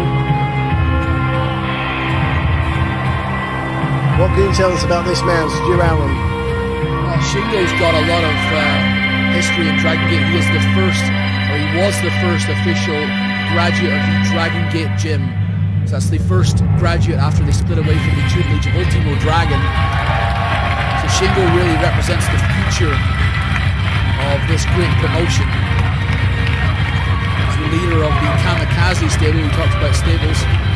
Dragon Kid in the last match represented Kamikaze very well. It's up to Shingo to try and go 2 for 2 here. And when we talk about the future, but one thing that's in the past, tragically, is that awesome mullet. The greatest haircut in wrestling has gone thanks to an errant hand of a Japanese hairdresser. That's essentially it. He had what could only be described as a barber malfunction. And a barber malfunction. Much like when you just can't get your sideburns to even up. He just couldn't get it to work out, so he said, okay, take the whole thing off and we'll start again. Is he growing it again? Well, let's hope so. Indeed. And his opponent, Susumu Yokosuka. Yeah, Susumu is 31 years old. He's been around Dragon Gate for a long time. One of the early graduates of the Ultimo Dragon Gym. Cut his teeth in Toriyama as part of M2K, where he became, quite honestly, one of my favorite wrestlers. An absolutely fantastic wrestler to watch. Always shows so much heart, so much determination. I said earlier on that this match could be a main event in any hall in Japan, and actually has been main events before. This is a not quite as obvious a rivalry as the last match that she had between Yoshino and Dragon Kid, but there's a bit of underlying tension between these two men, which we'll talk about as this match goes on. Susumu, a former Open the Dragon Gate champion, so is Shingo. And at last, here he is. Susumu representing Warriors 5. Yeah, you see what we termed earlier on, the battle cry of the Warriors 5. He's coming out with KAGETORA in his corner.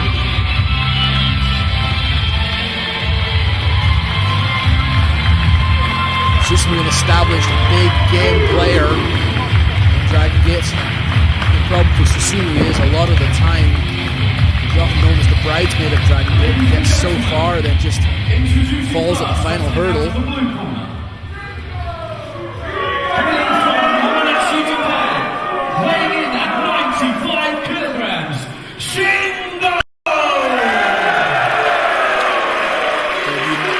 2004 come very, very far in just the last 5 years. He's part of the Warrior 5 stable. He hails from Yokosuka, Japan. Weighing in at 75 kilograms, Susumu Yokosuka! Big weight advantage for Shingo. See if he can make that count. I think Shingo is likely to be the heavier striker of the two. The strikes are going to play a big part in this match, I have to believe. Both men well known for a bunch of signature maneuvers, but both well known especially for their lariats. The Jumbo no Kachi, which is the signature lariat of Susumu Yokosuka, and Shingo uses the pumping bomber.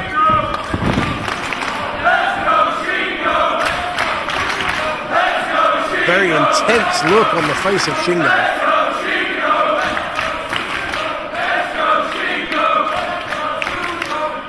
A few Susumu supporters in here as well, but Shingo seems to be getting the lion's share of the applause and the plaudits here as we start. Shingo, actually no stranger to British soil, no stranger to success on British soil as well. As part of the Ring of Honor tour over here a few years ago, where he and Naruki Doi actually won the ROH World Tag Team Championships in Liverpool Olympia. Well, of course, there has been for a long time that relationship between Dragon Gate and Ring of Honor. Dragon Gate would traditionally bring over one of their blue ribbon 6-man tag events to the Ring of Honor shows over WrestleMania weekends. Yeah, now Dragon Gate have got their own promotion now in America, Dragon Gate USA. Indeed, and they've just had their first pay-per-view to tremendous success. And maybe starting as we mean to go on with these two men. He said about the strikes. Indeed, I'll be forever indebted to the Dragon Gate promotion. I was over in Detroit for one of those Ring of Honor shows in 2007, and me and a couple of my friends, we got stuck on 8 Mile Road in Detroit at 1 o'clock in the morning, which I'll admit to you, isn't the greatest place in the world to be. Kidding me. At any time, let alone 1 o'clock in the morning. And we're rescued by a Dragon Gate official called Oji, who'd never been to Detroit, but his hobby was cartography, the study of maps. And after getting hold of a map, he managed to drive us back to our hotel unshot. And I'll be forever grateful to the Dragon Gate promotion for that. Big drop kick from Susumu. From Shingo. There you see the weight advantage coming to play as we were talking about. Susumu quite a unassuming wrestler, doesn't necessarily project himself like some of these other guys, and certainly as we were seeing in the main event as well. Susumu has this tremendous heart, tremendous determination.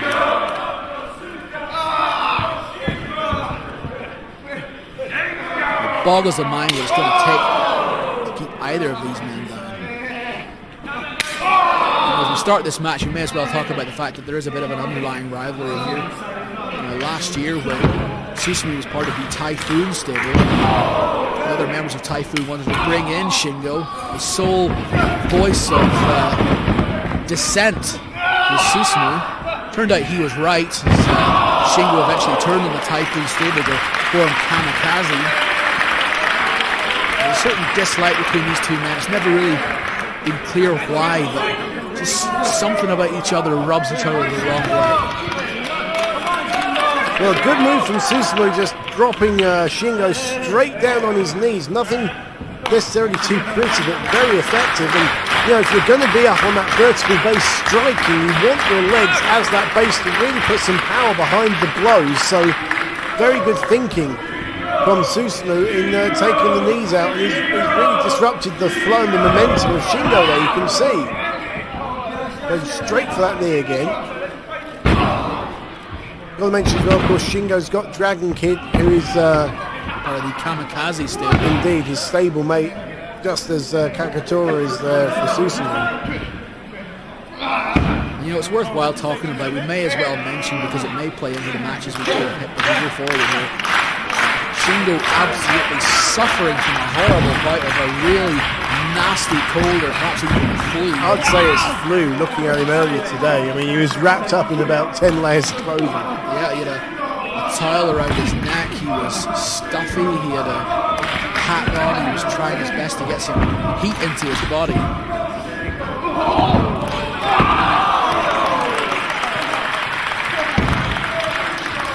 And that's really going to affect his stamina. You know, flu is really, your limbs are heavy, no energy, it really saps your body of energy, which makes me think the longer this match goes, the better it is for Susumu. Could be a really interesting tactic for Susumu if he's thought about that, to try and extend Shingo as much as he can. Prolong the length of the match and prevent any menthol from getting into Shingo's dressing. Wrapping up Shingo's leg once again. Well, he's decided basically to target that knee, that left knee specifically. Well, he often does, and that's something you see from Susumu. He will often target a leg. It's often his favourite body part to try and work on. Actually, I'm not sure if it's the leg or the inner thigh, as we saw in the opening tag match.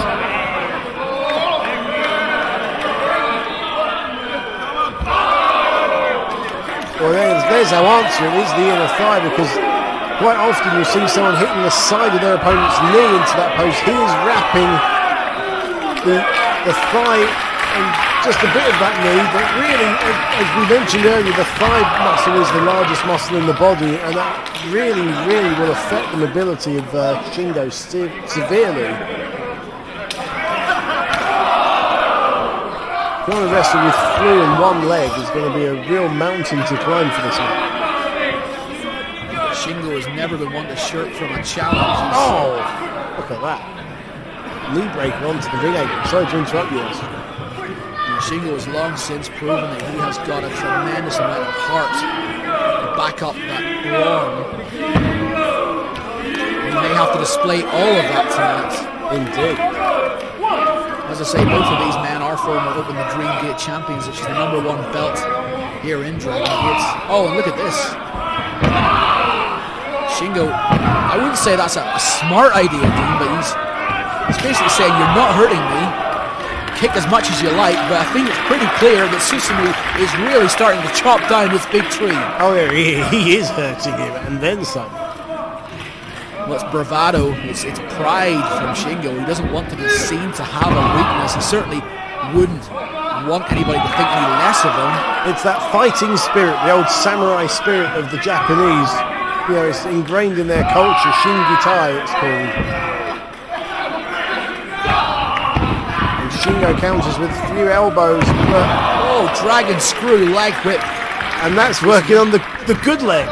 Shingo tried to kick with the good leg, got caught, and now a figure 4 leg lock.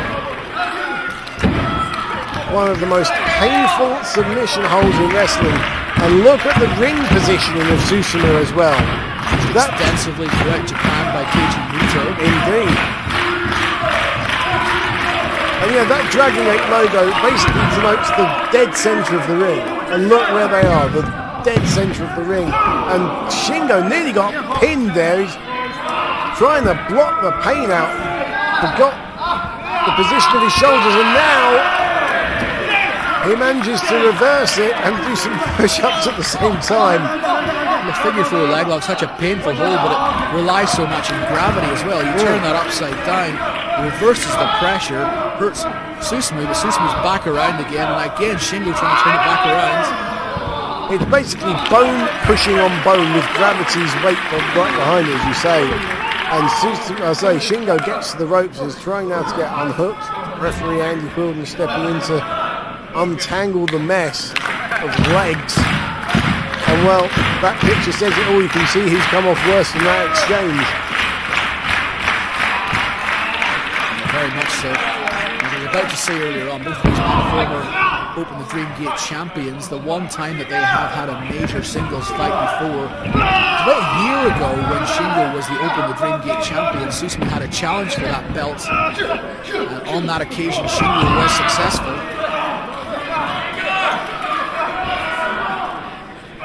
Susumu just about a month ago coming off another challenge for the Open Dream. He was unsuccessful against Naruki Doi. Back elbow from Shingo. Trying to run off that knee injury. Oh, he's been caught. Exploder suplex, and just look at the face of Susumu. He's not sure if he's in Oxford or Osaka at this moment in time. It's a vacant stare on the face of Susumu Yokosuka. He is in the middle of next week. And again, Shingo trying to shake that knee. As you know, we said the thigh muscle is the largest muscle in the body. The knee is the largest joint in the body. So either way, you can paint a big fat red bullseye on there. Mongolian chop from Shingo, again holding that knee.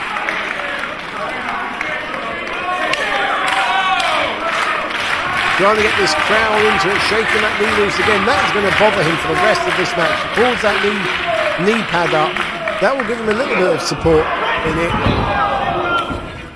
Oh, gutbuster combination with a DDT. Misses the senton splash though. Great power slam. Twisted into the powerbomb, got just the two. And now into an anaconda vice. Got the anaconda vice on there at the moment. He's got a variation on this called the Naruki if he manages to hold the arm in as well. He's going for that now. Just again stops your opponent getting to the ropes. There we go. And just adds more pressure to the side of the head. Similar to a head and arm choke in mixed martial arts.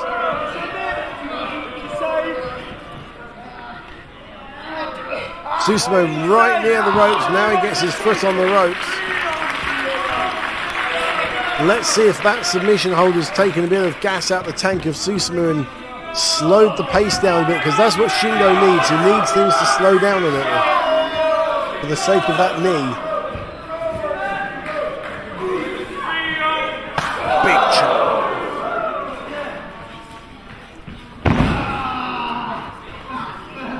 Well, he's trying for a suplex there, trying perhaps for a brainbuster. He's not going to be able to get it with that knee. No, he hasn't got the strength in that leg. And look exactly where Susumu targets. Oh, bad landing. The Shingo. And now the weight differential really coming to play now, because Susumu struggling to get his much heavier opponent. Oh, he does! He does! That was sheer determination on the part of Susumu, just to muscle Shingo up over into that suplex. I talked earlier on about the determination that Susumu has in his body, and it's really coming to the fore right now.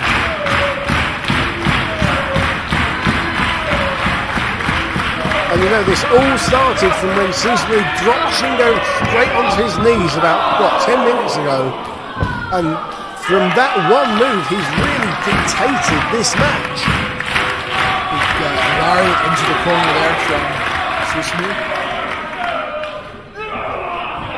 And you're talking about lariats earlier on as being, trademark moves of these men. It could be the difference between these two men. You see as we go ahead, we're looking for an absolute exploder off the top. Shingo wants no part of it. Oh, what's Shingo going for himself? Trying to suplex him to the outside, are you kidding me? That would be lethal. Both men just balance perilously on the top. Short clothesline there for Susumu. And there is the exploder suplex. Landed hard, even may have landed on the leg as well. Well, that's a receipt for that exploder suplex that Shingo delivered, which left Susumu looking more than a little dazed earlier on in the match. He was discombobulated, but he's back now. All the momentum in the world with Susumu. He'll take the opportunity. Look at the strength, the upper body strength from Shingo there.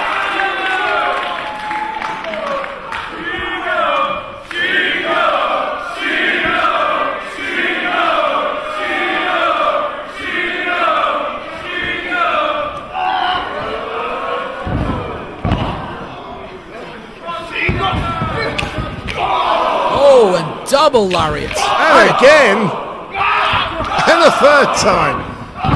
Oh, look at that smart move. Just drop kicks that injured knee. Oh! Pick up into a Death Valley driver. Oh, big time clothesline lariat from Susumu. And now both men are down and out in the middle of the ring. This crowd springs to life, urging their favourite on. This crowd pretty much split again.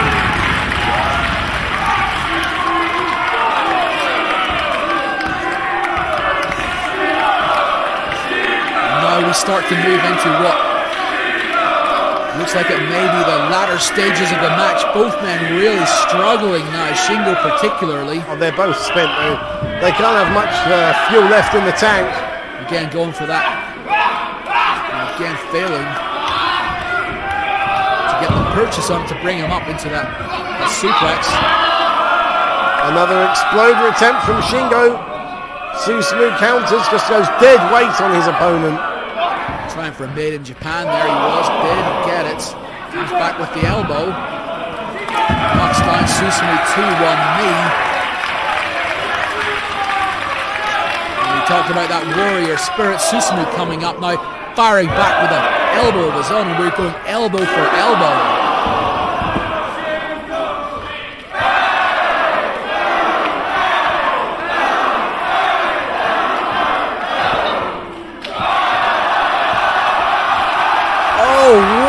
Combination from Shingo. They are strikes that David Hay would be proud of, if he could elbow him. Oh, look at these raining in. Susumu. Oh, he's just walking through. He's walking through it, Stu. The samurai spirit of Susumu Yokosuka coming back. Clotheslines, elbows. Rapid fire. How is Shingo standing up? 1, 2. Oh, and just two count only. Look at this crowd. They thought that was it. I thought it was it as well, but no, it's just a 2 count. Andy Corbin confirms that was as close can be, Stu Allen.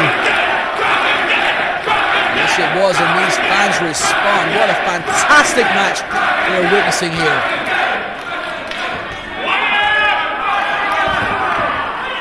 Shingo again, maybe looking for the falconry. Let's see what he can do here. No. Victory roll. Oh! Just the 2. And a big chop from Shingo. And a big lariat back from Susumu. Oh! Turned him inside out! It's not this time looking for that. Mugen gets it. Oh no! How many times are we going to think it's all over and have a fraction of a second? Well, that's the 3rd time he's gone for that Mugen. Finally managed to hit it. That was one of his big moves. Was not effective in getting the 3 count. Maybe looking for the Jumbo no Kachi, that big lariat. He doesn't even knock Shingo down. Go for it again. Shingo leans into the ropes and says, "Hit me again." 3. Down to 1 knee goes Shingo. Amazing heart. And he's back up. Oh, you've got to be kidding me. Left arm lariat short, all impact. Pumping bomber missed. Jump on Kachi. 1, 2, 3. It is all over. Oh, what a match. Susumu finally put Shingo away. And it took the Jumbo no Kachi Gatami, that clothesline, that lariat, with the pinfall cover. But my God, Stu, what heart, what spirit shown by both men. The Jumbo no Kachi winning the match for Susumu. But that was an incredible, an epic encounter, indeed. And the crowd, as one, tell the wrestlers that was awesome.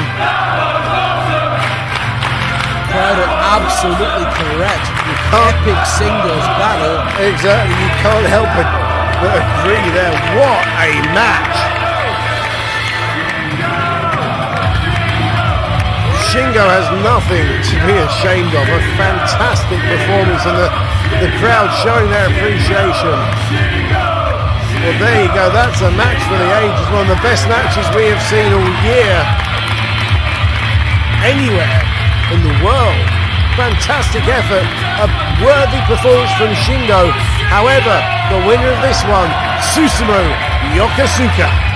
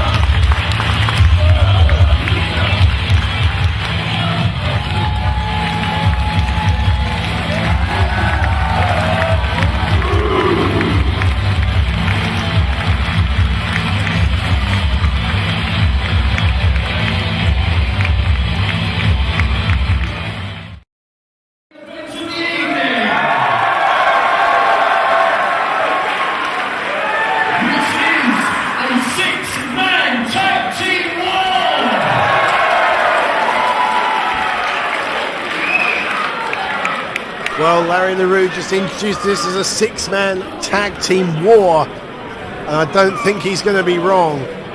As we said, you know, the World Cup final is the Southern California's best tag team for the last 2 years. Well, let me get this right before we start. Matt Jackson's got the dark hair, Nick Jackson's got the blonde hair. So Matt's got the dark hair. There's another comparison to the Harleys.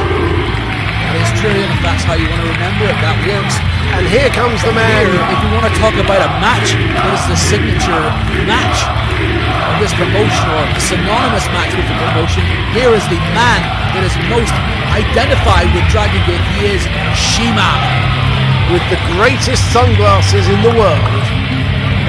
CIMA, one of the initial class of graduates from Ultimate Dragon's gym back in the mid-1990s. This man has been around since day one, was instrumental in the founding of Dragon Gate as a promotion.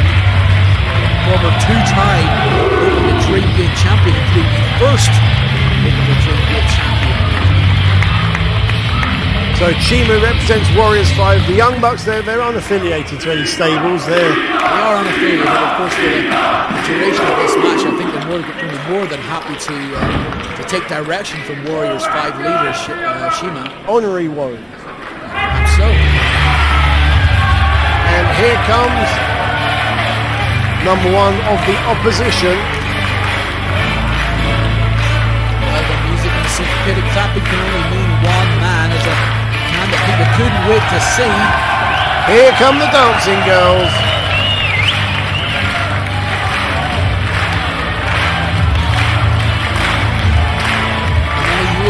Horiguchi and Dragon Gate, when you see the dancers in the ring, you would think of Magnum Tokyo, and you're going to see is one of Magnum Tokyo's proteges. Here he comes, BB Hulk.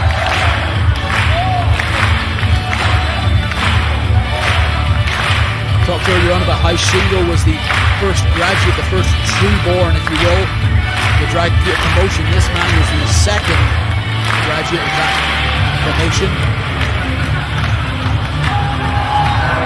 Shingo was trained mostly by CIMA. He all trained mostly by Magnum Tokyo. Again, you can see so many of Tokyo's mannerisms in this young man. Well, hey, how many other wrestlers give you a dance routine before the match?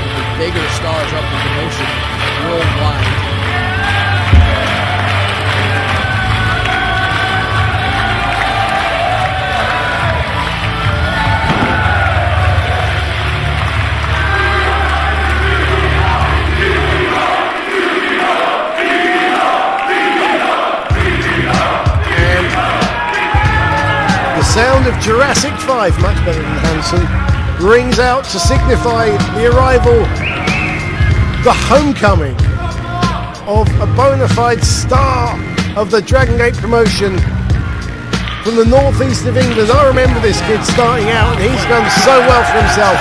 Great Britain's own Pat. And it's known as the man that gravity forgot. A very Pat nickname. What this man does often, it looks like he just defies gravity. Well, he started off life as a gymnast, then moved to wrestling, and you'll see that background as the match progresses. But look at these fans, they all know Pat, they know him from the UK scene.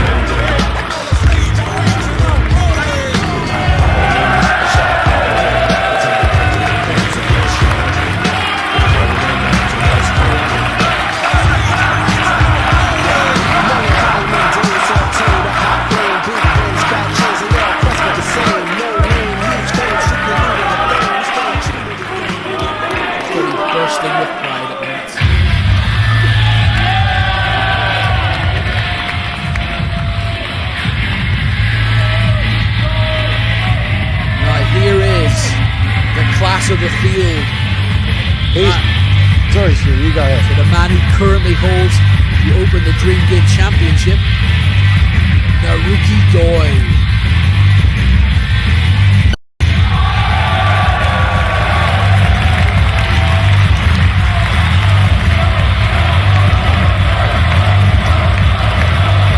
Very well known for his regular tag team with Masato Yoshino earlier on, known as Speed Muscle. Really carved himself a niche now as the preeminent star of Dragon Gate with his fantastic run as the Open the Dream Gate champion. He's defended that title against people as disparate as Japanese legend Jushin Thunder Liger, and on the other hand he's also defended it against the 500-pound Akebono. Akebono, a sumo star. All the sumo star from Hawaii, yeah, but that's a pretty diverse range of opponents. Let's go to Larry LaRue. Introducing first, wrestling out of the blue corner, hailing from Southern California, weighing in at 172 pounds, Matt Jackson, Nick Jackson, Regal.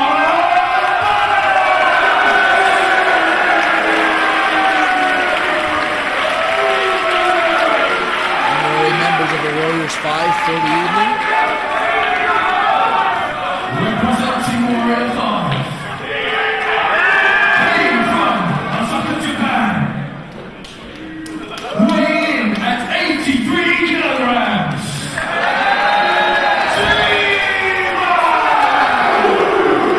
There you hear once again that familiar Warriors 5 battle cry.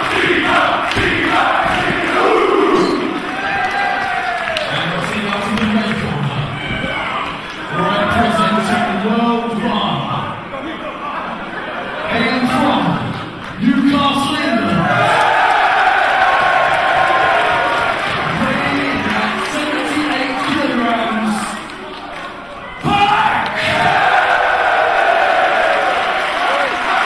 Now, how come Newcastle gets to cheer but Oxford doesn't in Oxford? I guess it says something about the person from each town. Hailing from Nara, Japan, weighing in at 80 kilograms, Naruki Doi! The ace of Dragon Gate. Wait for Naruki Doi to play a very big part in this match. Hailing from Hokkaido, Japan, weighing in at 78 kilograms,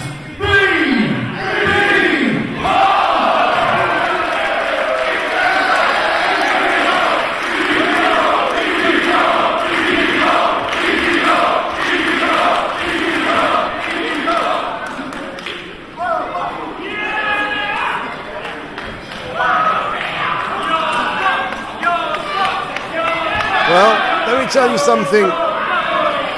If you need to make a drink, go to the toilet, whatever it might be, just pause it. Pause this disc. Do what you need to do. sit down and don't blink, because if you do, you're going to miss something. This is going to be a high-octane 6-man tag, the likes of which Dragon Gate excel in. We just talked about how for the night Young Bucks were going to be honorary members of Warriors 5. I think SHINGO tonight, what the fans were chanting as an honorary member of the Jackson family. Starting out with Matt Jackson in the ring, along with Naruki Doi.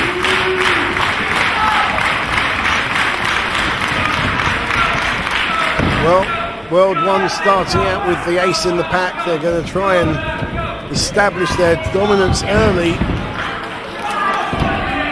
Unlike with any 6-man tag, you want to isolate one opponent and keep quick tags from your guys, to keep the fresh man in a 6-man tag. You can really keep the pace up. Let's see how this one develops.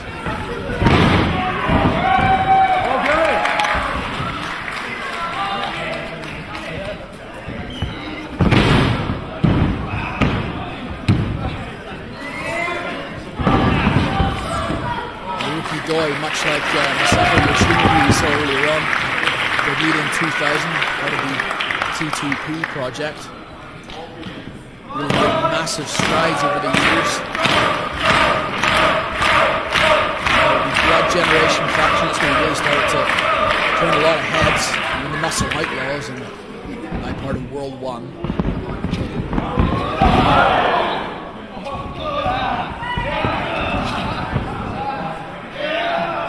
Headlock from Doi. Really grinding it in. That's the quick way to get cauliflower ears.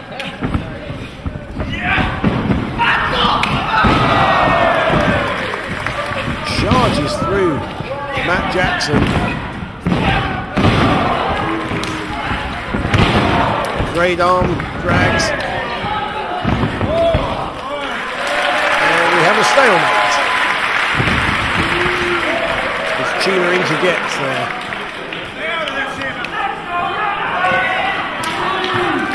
And here comes the UK's own Pac. I beg your pardon. No, not yet. Not yet. I thought that Pac was coming in. It's not. It's BB Hulk. I stand correct.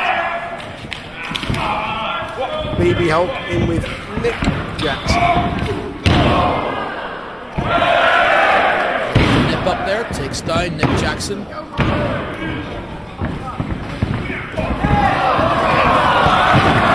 speed jockeying for position.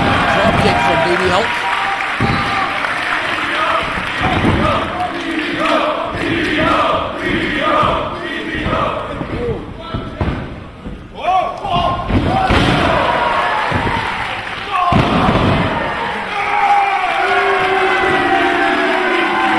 Influence there, of course. Lucha Libre is such a massive influence on the hybrid style of Dragon Gate. Here comes the UK's Pac. Here we go. And listen to this crowd. CIMA not happy, but CIMA, we're in England. What do you expect? Well, CIMA's been very popular all day, but certainly I don't think in this match the fans are going to cheer anybody other than Pac. Oh, CIMA has his fans there, but...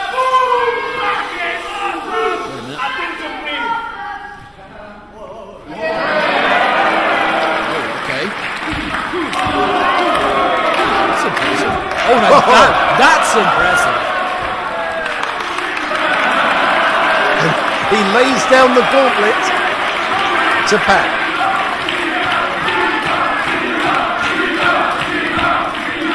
Pretty much guaranteed this is not the way Pac thought he would be introduced to the match. No. He's going to give it a go, though. Let's see. Well, that's not bad. Oh, it was a ruse. It was a setup all along. And I was going to say, one shred of doubt in my mind. We said how eager Pac is to have this match. Dragon Gate 6-man in his home country. Can the Warriors 5 Jackson team, can they take advantage of that eagerness? And they've just proven that they can. Yes, indeed. CIMA just did it again there by stepping away from the arm drag again. stepping out of the way of Pac. There you see it, there you see again that agility, athleticism, the gymnastic background of Pac that we talked about.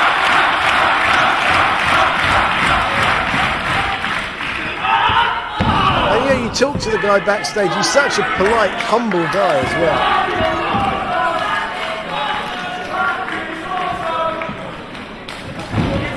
The tag team come really from the side of World 1. Be very... Well, this is the factor as well, you know. These guys, Doi, BB Hulk, Pac, they're part of a stable. They regularly team with each other. On the other hand, CIMA and the Jacksons, the Young Bucks, yeah, they don't. No, they've been put together for this night. Is that going to play a factor in this match? Not very well.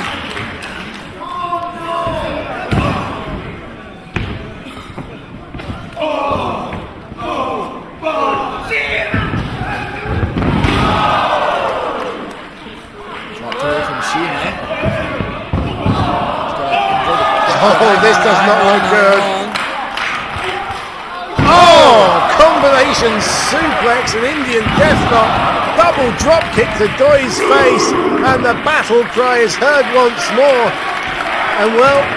that may answer some questions about whether CIMA and the Young Bucks can work together. Yes, they can. Certainly on the same page.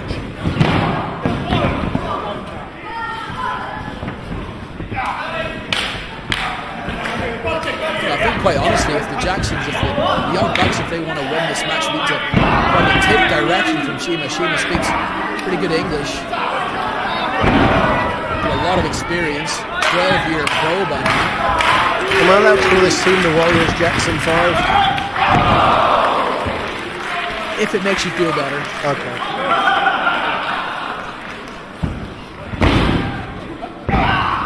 And one, the champ is having the rough end of things at the moment. There he is.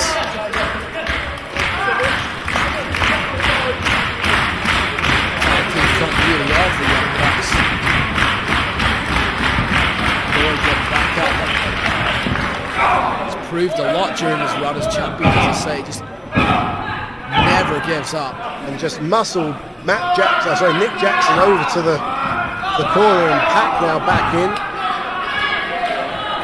British wrestling for you there. Indeed. Variation of Grovit. And a drop kick to the back of the head.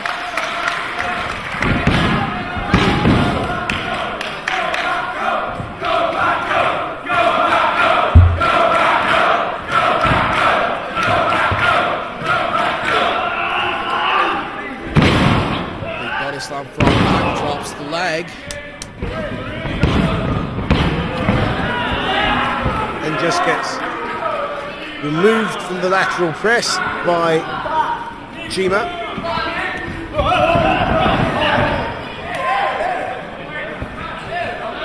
Now CIMA trying to direct traffic by distracting referee Andy Quilden as the Jacksons work over Pac in the corner.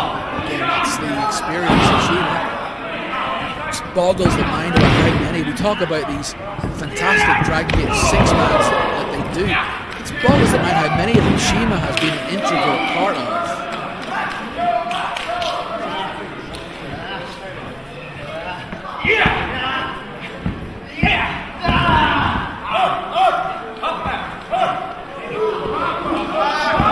Attempted a suplex here, but Pac dropping down. Double suplex, very nice. Well, there you go, a little help from his friend. Matt Jackson now in trouble. World 1 have drawn that imaginary diagonal line across the middle of the ring, which is their zone of the ring. They're not letting Jackson out of that area. Great tag team strategy. This is what we were talking about earlier. Isolate one man and then make quick tags. You know, you've not got one but two teammates in there. Keep quick tags and you can really keep a high pace up and really wear down that isolated opponent. It's exactly what we see now, because Doi now coming in.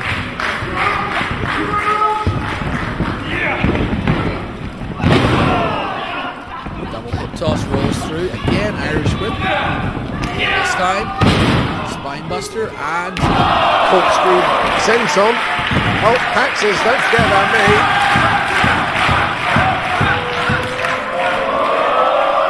Oh, using BB Hulk as a step. And, well, that's one way to break up a pinfall. Bottle of water poured over the head of Pat. never even touched him. Well, technically, no, he didn't, did he? Genius. Although, Write that in the playbook for future reference. absolutely. Although, we may now have a bit of a slippery canvas, which the speed that these guys can move at, I don't know if I'd want.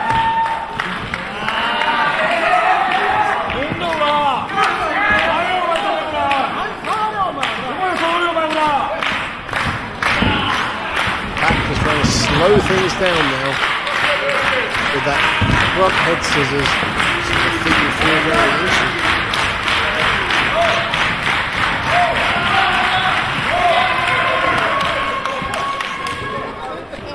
Just to get to the ropes.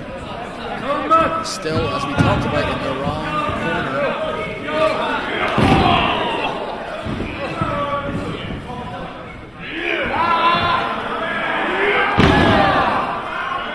Downward elbow strikes.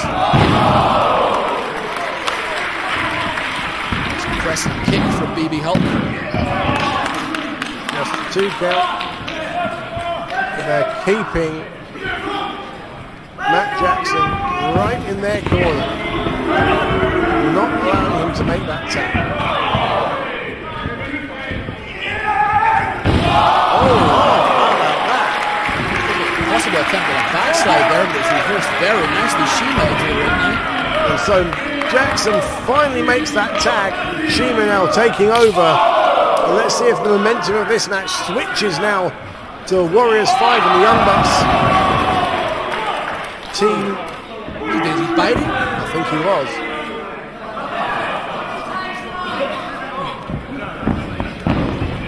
Charge with reversal. BB Hulk comes in, charge reversed. Now this does not look a good position. Backcracker! Oh! And BB Hulk kicks out. He had no way of physically defending at the position that Shima had put him in. Excellent. Excellently, Shima pulls that back from the super draw. As close as we've seen so far to finishing this match. Full Nelson, grounded full Nelson. Hulk gets himself up to a vertical base. Shima makes the tag. And back comes Matt Jackson. You could say that's a compromised position for BB. Oh!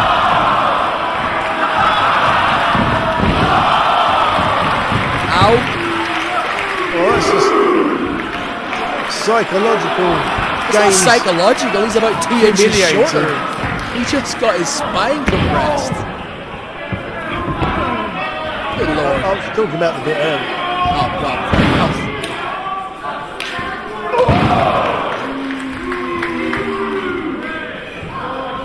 Psychological spine control. And now we're getting some good flowing teamwork from Shima and the Young Bucks.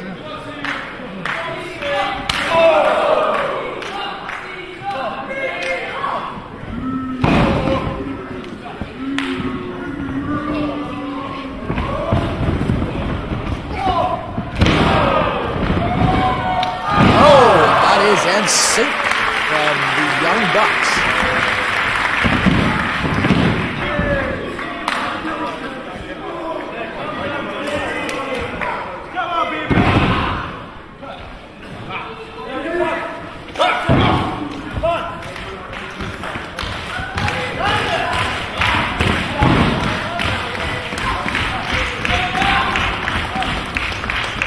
Hulk's got absolutely no offense in quite a while now. It's just that drop kick to the tailbone.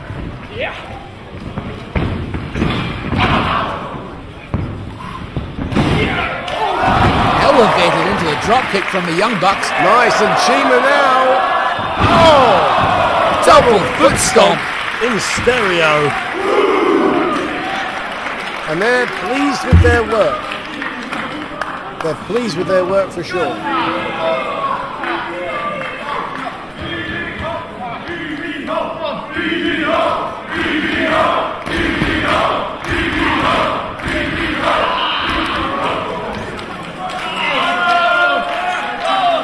Stunt rider Stretch is really trying to put as much pressure on those shoulders and the chest as possible. BB certainly got a lot of heart. He's quite a slightly made up young man. Indeed.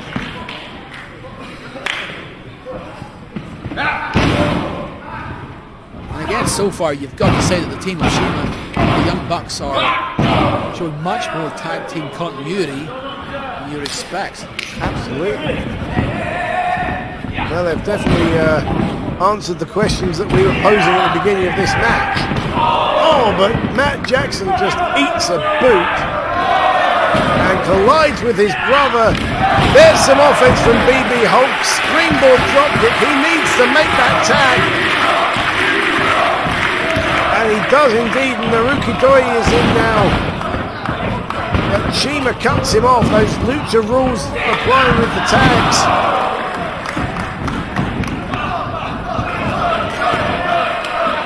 Doi stepping it up a gear. Oh!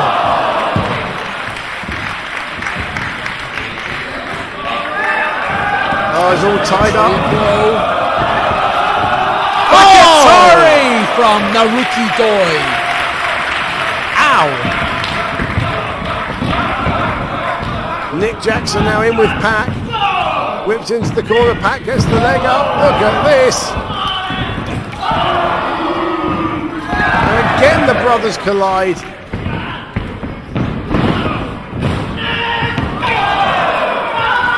Look at the pace. Wow! Pac just launches himself on top of CIMA. I think was the last person expecting anything. I thought that Pac was going to run up for another charge at his opponent in the corner, and instead just spotted CIMA. Unbelievable move. Now it's Doi and Nick Jackson. And he's all tied up in the ropes. Pac has bought his tag team partner time to try and finish this match. With CIMA back in the ring. He's recovered quicker than we thought. The spirits of these men, amazing. Jumping enziguri from CIMA. Though he tried to block it with his hands, I think he counted a bit of it, but certainly felt that. Riding bomb. Just the 2 count. This match certainly stepping up a couple of gears. As we said earlier in previous match, you feel, you sense when your opponent is weakened to the point that you can then... Oh, watch out, we get a potential tombstone. Hit some big moves like the tombstone. CIMA reverses it, very nice.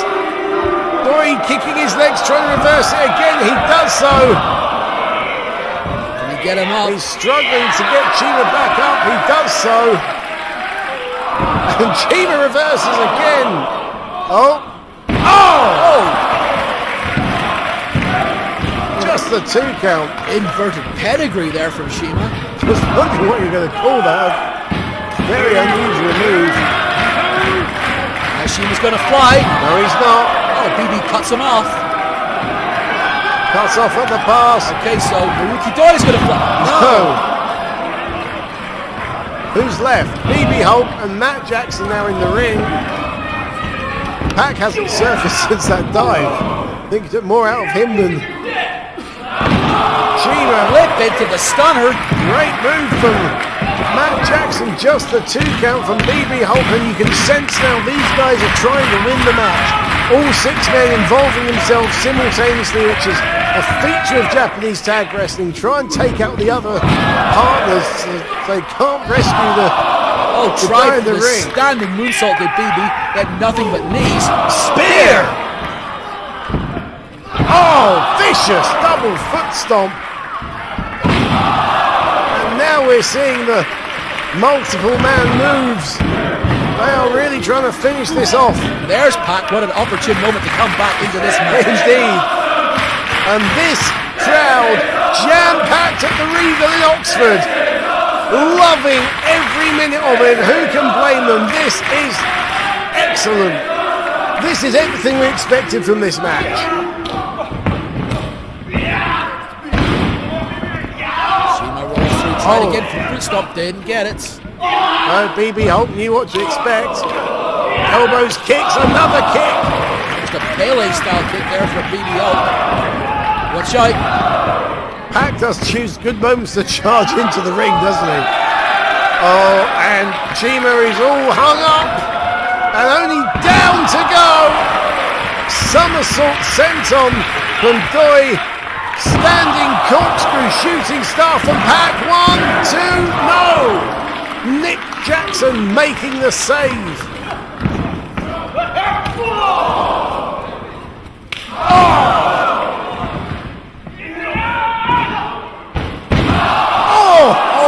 Did you see that? A victory roll into a DDT, I guess is all you could call that. This first super draw. And a face plant double team. No! Pac kicked out with both Jackson brothers covering him for the pin. Does this guy want to win it in his home country or what, Stu Allen? Just unbelievable he was able to do that. He's still in a really bad position though. Watch out. Oh! Double super kick. They have singled Pac out for some special attention. Wait. Roll through with a Finlay roll. 450. Moonsault. More bang for your buck. And BB Hulk gets in there in the nick of time. What is it going to take to get the victory for either of these teams? Because wherever you look, Stu Allen, wherever you look, when the pinfall's made, there are bodies flying at you from every direction. Oh, miscommunication there. And now it's 3-on-1.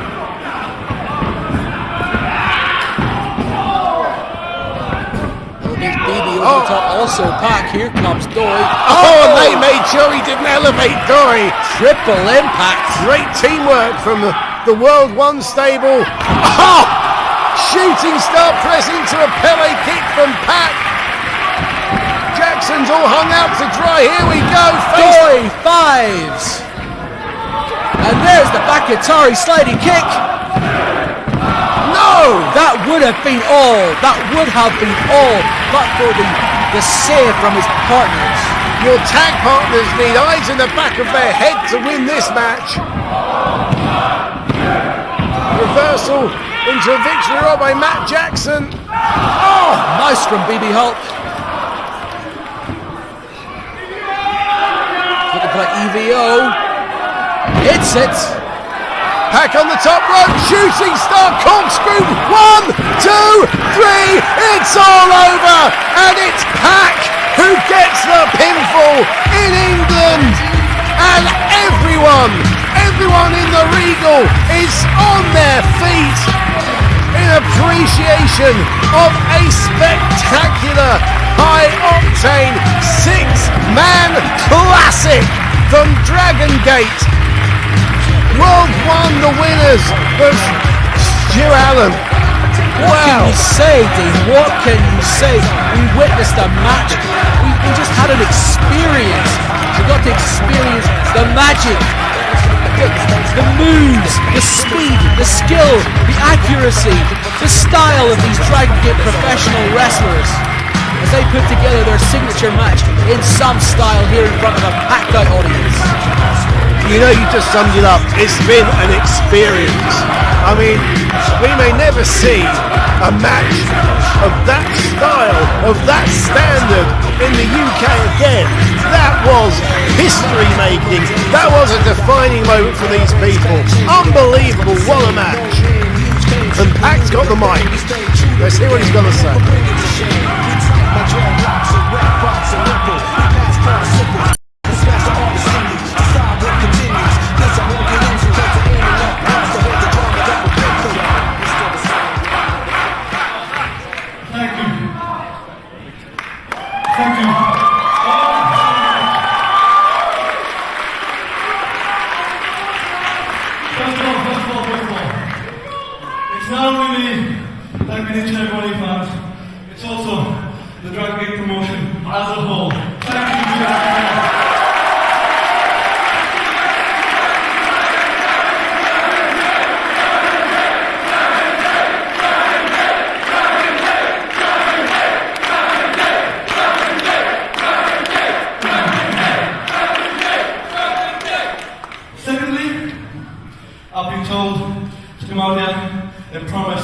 You guys, we promise we'll be back. Oh, fantastic news.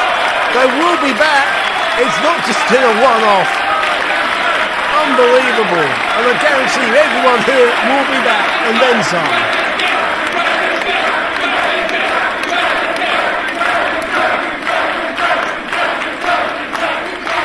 So everybody, as we say in Japan, arigatou gozaimashita.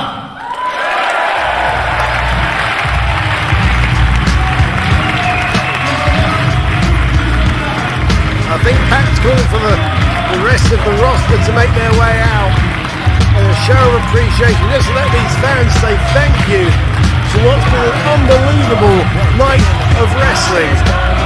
Thanks to the Dragon Gate promotion. Thanks to Mark Sloan for making this happen in the UK. As the fans chant arigato, thank you in Japanese. Stu, what a night it's been. There's a young man in this ring who's got to be just bursting with pride now with Pat. He's a man who has fitted in so well to this Dragon Gate roster, really integrated the Japanese culture into everything that makes him a fantastic young man and a fantastic ambassador for British wrestling. As we see the rest of the Dragon Gate roster take their place in the ring to take in the adulation of the crowd. Just a fantastic night. Well, wrestling fans, hold on to this DVD because I promise you, you're going to want to watch it time and time again. On behalf of my broadcast colleague Irish Stu Allen, this is the Twisted Genius Dean Ayers saying thanks for joining us. I'll see you ringside.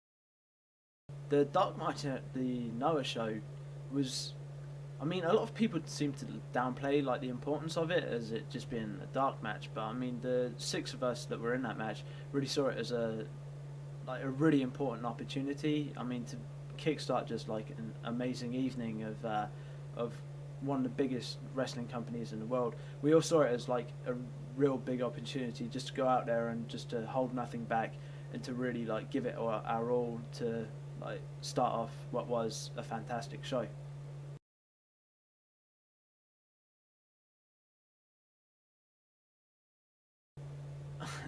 Wrestling with Zara in my hometown was an amazing experience.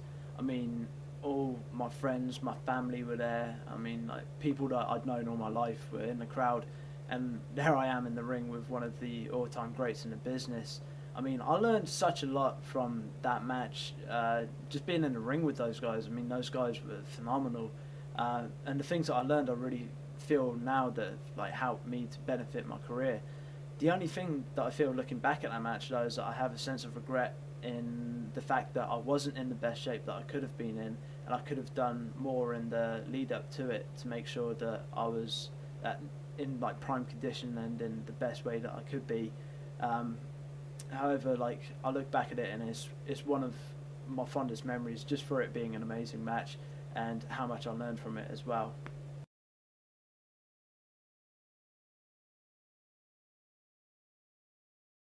This time I don't want to leave anything to chance. I mean, I've quit my job, I've upped the amount of cardio that I'm doing, and I'm training harder than I ever have done before, as this is a real important show for me. I mean, the event organisers have put a lot of faith in me, and it's really important that I repay that by doing everything that I can in the lead up to the show to make sure that when I go out there I leave it all in the ring and do everything that I can to steal the show.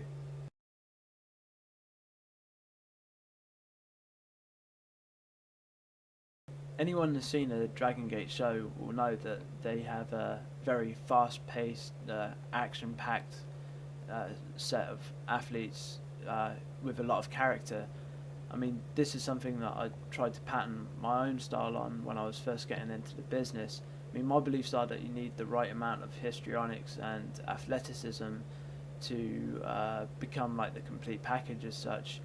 I mean, I'm going to take this opportunity like with both hands and like prove that my style like fits in pretty well with the Dragon Gate style.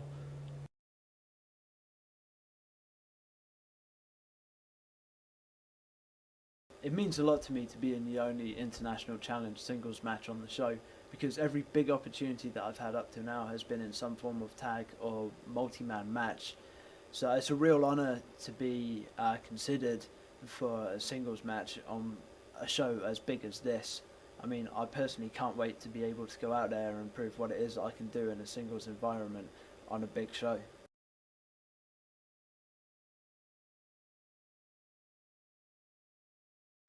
I've been watching a lot of his matches just to see what it is that I can expect on November 1st.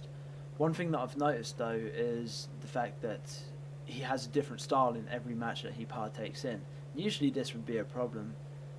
If I have one thing going for me though, then it's definitely my versatility. I mean, if you take a look at the rest of the card, then we've definitely got our work cut out for us.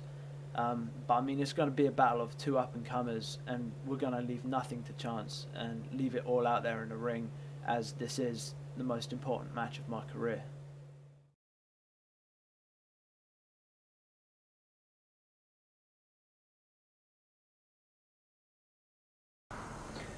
I think getting back to probably the first question when I was saying like we were quite fortunate with how we'd done in our careers and stuff like that, a lot of that was timing, you know, because back when we were doing that, probably 2001, 2002, there wasn't as many guys for a start, you know, around on the British wrestling circuit, and especially guys who weren't doing the stuff we were doing, because it was kind of frowned upon, do you know what I mean? It was like that American style which they didn't want to bring in, which is fair enough, you can understand that from a lot of the guys, but then there's moving with the times as well. And what we tried to do was blend it with the old school style, so we don't forget, you know, our Britishness and what makes us different stuff, and blending it with the, obviously, the American, Japanese influence style and stuff like that. And I think it was just so new and innovative and stuff like that, that people just took notice, you know, and like you say, we got recognition from the States, and then we went to Japan and Europe, and it just sort of snowballed from there.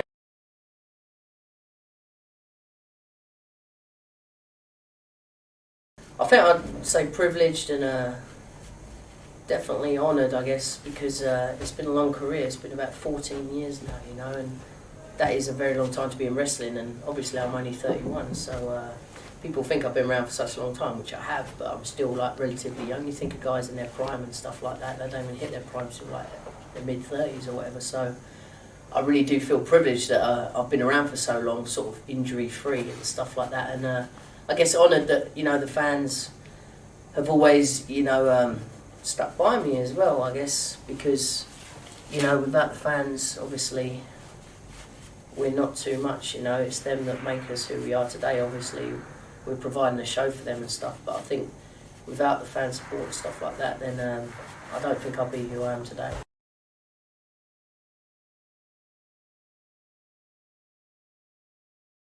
Well, I've got to know Marty like really well probably the last 2 years, you know, we've been travelling a lot to shows and stuff, and we actually live quite close, we've been socialising and stuff, and I think that's real important because when me and Jody started, we were like best friends, you know, and we still are best friends today, and I think that's why we click so well in the ring.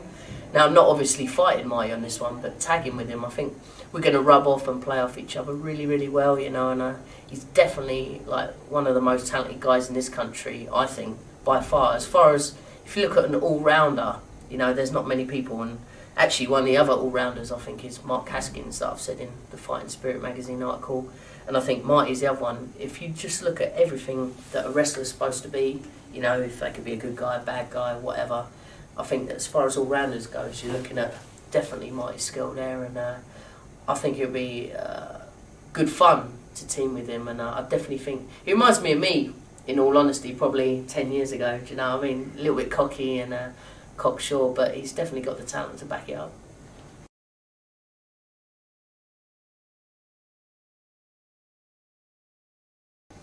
Well, obviously they're the equivalent of maybe the FWA back in the day, but obviously small guys, fast style and stuff like that. And I think initially that's what attracted, you know, America and Japan to myself and Jody when we were wrestling in FWA and stuff like that. That was our sort of thing, you know. And I've obviously been over for 0-1 and WrestleAid and people like that, so I've got a bit of experience with the Japanese guys, and I just think it's such a wicked opportunity because this is, I think, probably the best fit company for myself and some of the other young guys on the show to showcase that British guys are, you know, just as talented as the Japanese guys, which I've always said all along, you know, and I think Dragon Gate is definitely the right promotion to be bringing over for us to showcase what we can do as well.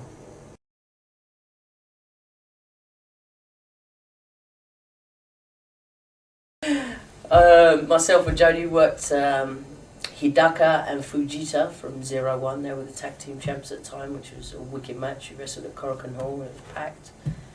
I've wrestled in Diffo Araki, which is the Noah home base in Japan and stuff, but that was against Petey Williams at the time for a WrestleWave project. Over here I've wrestled Yone when they came in, and I wrestled Kanemaru in France, which was at some massive expo thing, which wrestling was at. There was like 10,000 people there, so that was proper good fun. He was awesome too. I hear he's doing really, really well now, and he's got ripped up as well. I haven't seen him lately, but he emails me every now and then, and I'm glad he's doing really, really well for himself. But yeah, that's just to name a few, you know, and they're really good guys and obviously really talented. So I've never wrestled any of the Dragon Gate guys, so that's definitely going to be a notch on the belt to wrestle those.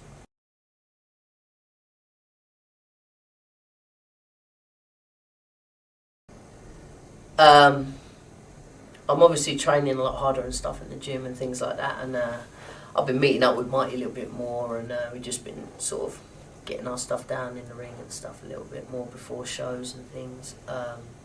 Obviously, I've been watching a lot of Dragon Gate because I wasn't too familiar with their style before, but obviously now I'm watching it and I'm a bit, wow, you know, these guys are like so talented and stuff, and I think we've really got to bring our A game on the Dragon Gate show against these guys, and that's what we're going to do.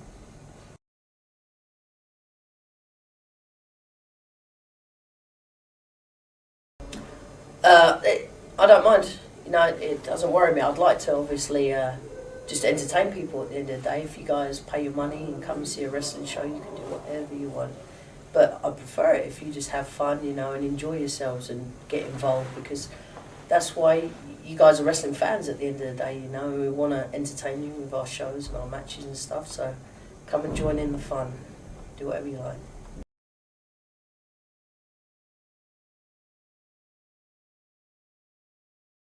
To be honest, man, oh my God, when they announced this card, every single match I thought, wow, that is going to be absolutely amazing. Like, I think this has probably got potential to be one of the best cards ever seen in Europe, and I think news of this show will definitely reach like the States and Japan, and I think it's a wicked opportunity and for all the guys involved, you know, and all I can say is come down, come to the show, and it's definitely going to be one for the ages, you know, and people will be talking about this for a long time.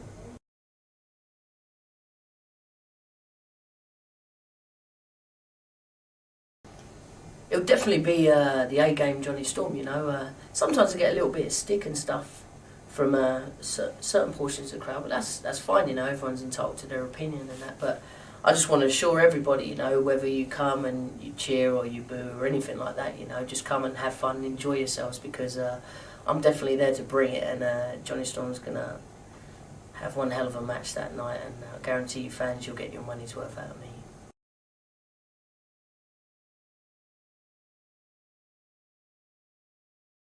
Well, they're obviously two of the biggest heels in the Dragon Gate company at the moment, you know, and I think you couldn't get probably a better match to put those two guys against myself and Marty Scurll, because, you know, I think we're kind of similar in different ways, if you know what I mean, and I think we're on first as well, so I definitely think there's potential to be a match of the night against those two guys, because they're awesome, and I think me and Marty can give just as good as we're going to get, you know. I think it'll be a lot of fun and one to watch.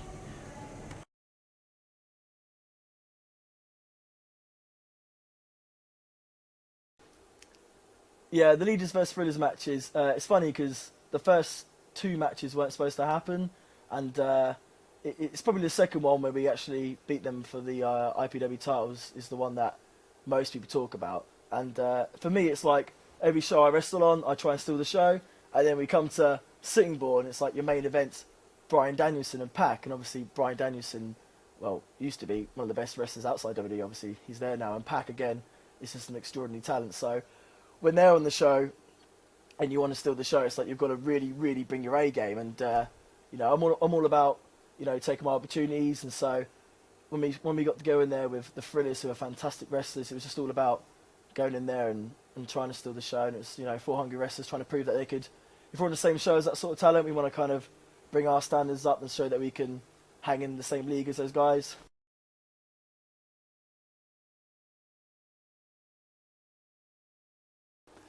I've been wrestling for 5 years now, and I've been really fortunate to wrestle for some of the top groups in the UK and work alongside some of the the best talent in the UK and worldwide. So I mean, I'm still only 21, so I'm hoping just keep gaining experience and taking opportunities, and a huge one that this is, and hopefully I can just continue to improve.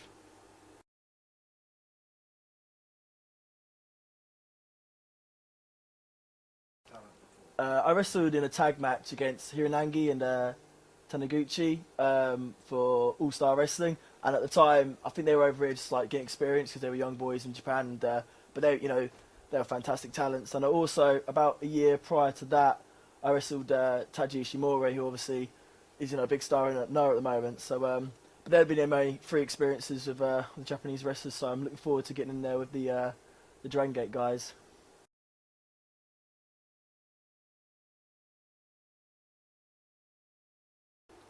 Obviously, I've been training a lot harder in the gym. I've been lifting heavier. My diet's become a big part now. I've just been eating a lot more protein. Trying to get 7 meals a day, trying to get my weight up, and cardio as well. Obviously, I want to be my physical best when I'm in there. So not only that, not only training, but I've been watching a lot more Dragon Gate. I've been watching the 2 guys I'm wrestling, trying to see what they're all about and that. So yeah, it's been a big part of my life, I'd say, since I found out the news. I've been really head focused on the event.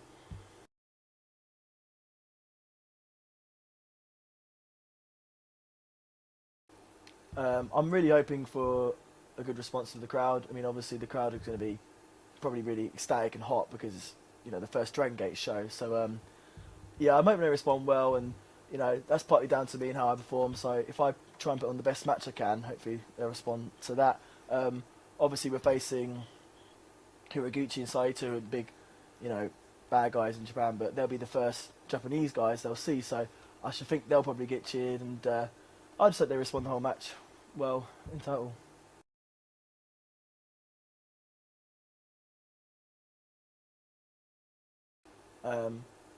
It's probably one of the most exciting cards I've seen in a very long time. I mean, obviously you've got, you know, some of the best wrestlers in the world, Dragon Kid, Shingo, Pac, the Young Bucks. So every match that you look at on the bill looks like it could be a match of the year candidate. So it's a truly exciting concept, you know, of Dragon Gate come to this country, and I think the fans are going to go home thinking what an amazing experience they've had.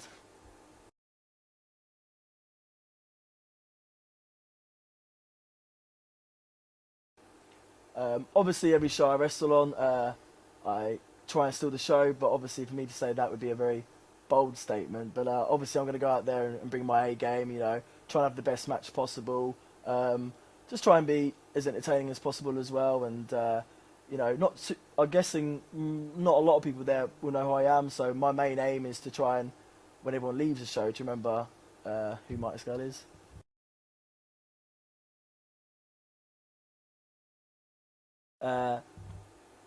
My style, probably more so than ever now, is a very fast-paced style, which Dragon Gate is obviously very well known for. But prior to that, I was more of a character-based wrestler, and obviously in Dragon Gate, you know, you have these bright personalities and these big characters. So I'm hoping if I can kind of create a fusion between those two things, and I can prove to everyone why I was picked for the Dragon Gate show.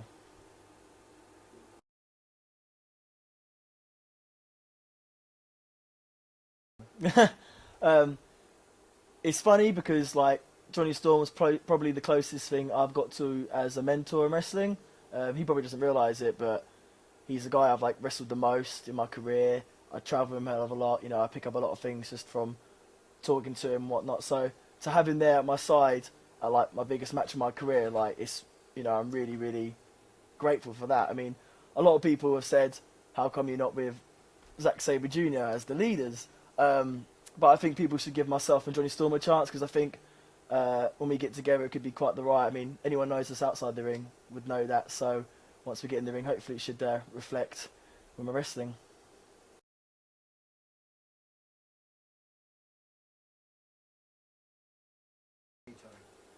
Horiguchi and Saito, probably, well, especially Horiguchi, probably like the brightest character maybe in Dragon Gate. Well, I say brightest, maybe, you know, he's obviously the dark character at the moment.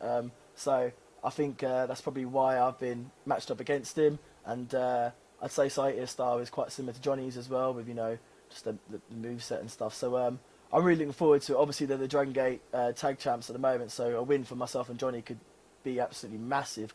So I'm really looking forward to it, and hopefully they're just fantastic wrestlers. So hopefully myself and Johnny can prove to them what we can do as well. Ladies and gentlemen, the first contest is a singles bout set for one fall. Introducing first,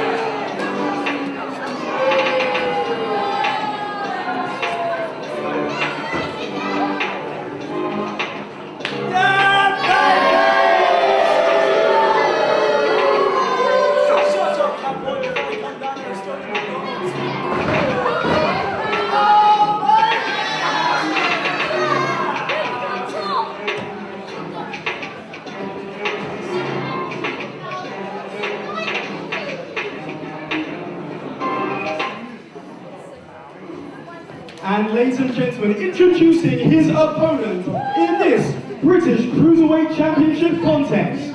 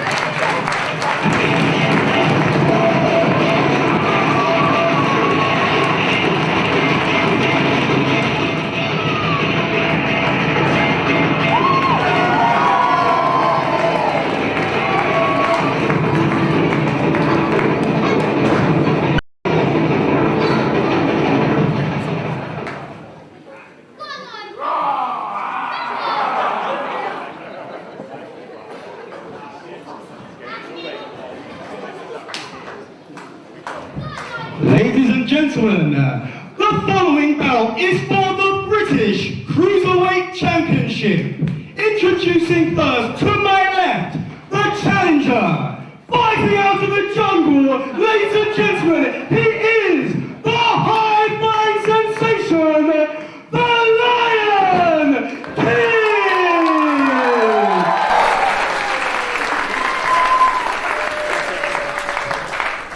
And ladies and gentlemen, introducing his opponent, he is a member of the Thrillers, and for the majority of 2009 has been the British Cruiserweight Champion.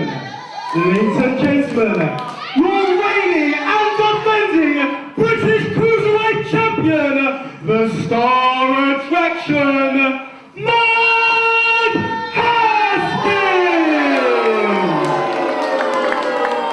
And ladies and gentlemen, your referee with his British Cruiserweight Championship bout, Mr. Chris Roberts.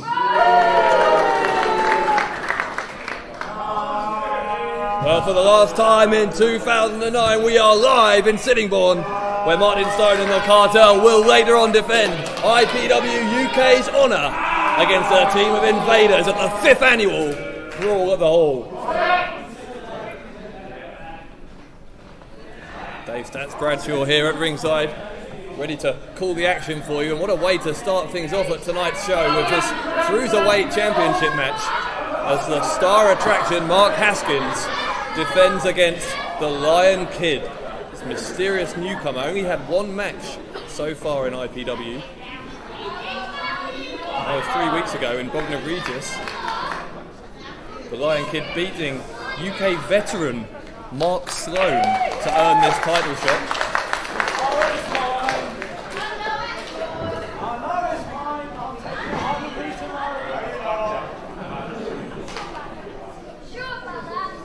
Haskins with a pronounced smirk on his face, it has to be said, as we prepare for the start of this championship match.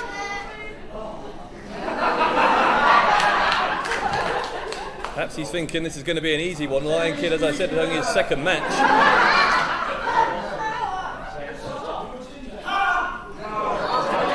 Showed an almost cat-like agility to the Lion Kid in his debut. Can build on that early success. We could have a new champion here, and it wouldn't be the first time. Mark Haskins, the 1 week in 2009 when he hasn't been the Cruiserweight champion, is when he lost to another masked wrestler, the British Eagle, on his debut. The Lion Kid is taking the fight to Haskins in the early going. Onto the clothesline goes the Kid and takes Haskins down. Gone for a cover, launches back, and it could have been a very early finish. Backside now, Lion Kid has surprised the champion and another 2 count. Haskins with a knee to the guts of the midsection of this youngster. Trying to slow this one down after that lightning fast start from the challenger. Haskins handstands through and again, high-flying action, back flip from the Lion Kid, again lands on his feet, then some of that agility I was talking about. My God, this is a fast-paced start. Exceptional action.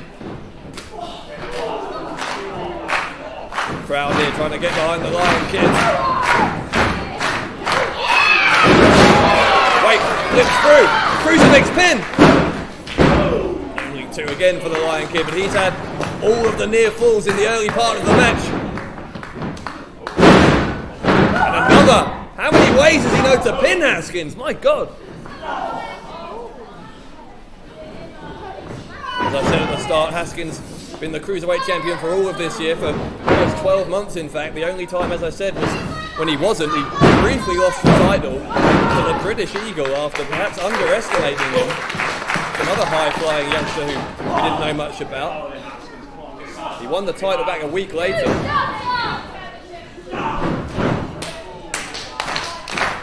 would think Haskins would have learned from that experience, although judging by the cocky swagger he had on his way to the ring here, maybe he hasn't. Look at this from the Lion Kid, he's standing on his head. Kid lands, victory roll. Shoulders are down for the champion. Shoulders are down. Only 2 again.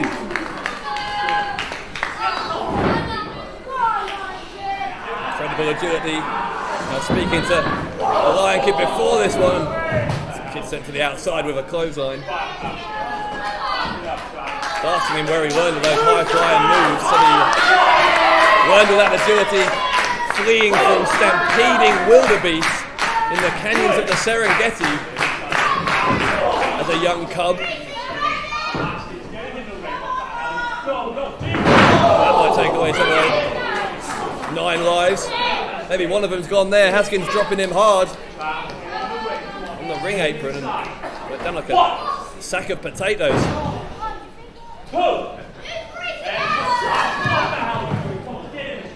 Haskins again pushing Lion Kid into the ring post. Referee Chris Roberts could have called for a disqualification there. Choosing to let this one flow. I'm sure Lion Kid would have won his championship opportunity to end on a disqualification.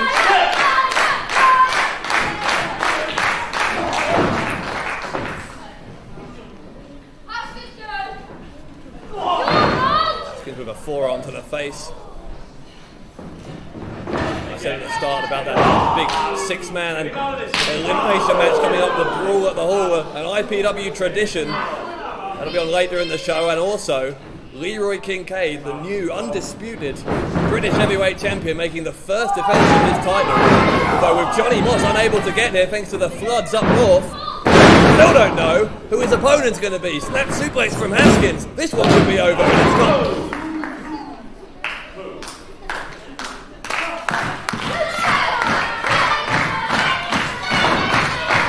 If you're wondering, incidentally, where my normal broadcast partner is today, Benny Lightning from, used to be famous from TV's Big Brother. I'm sure no one would know who he is anymore, but we got a message from today saying he's having a nose job, so he can't be. Hence I'm on my own in the commentary box, but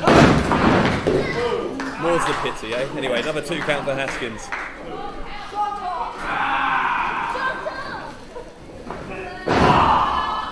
Hard knee into the back and wrenching the chin backwards of the Lion Kid, really applying the pressure between the shoulder blades.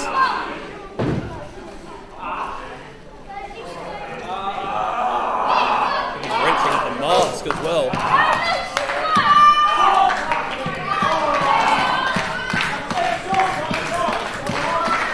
Haskins is allowing this crowd to get to him a little as Lion Kid tries to fight his way to his feet. Manages to do so and chops to the champion's chest. Good showing again by this rookie.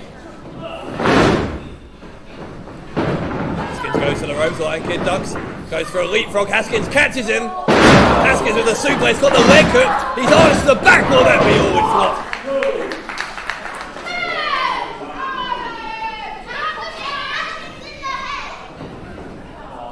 Again, Haskins just staying on top of his opponent. You can almost see the champion growing in confidence by the minute as he starts to take control of this bout.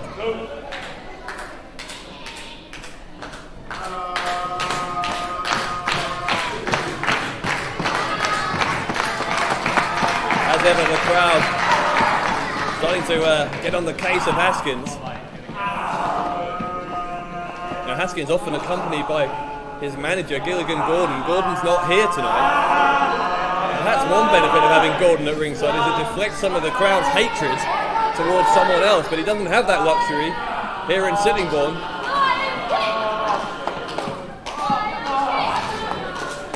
We're told Gilligan Gordon is taking care of some business matters elsewhere.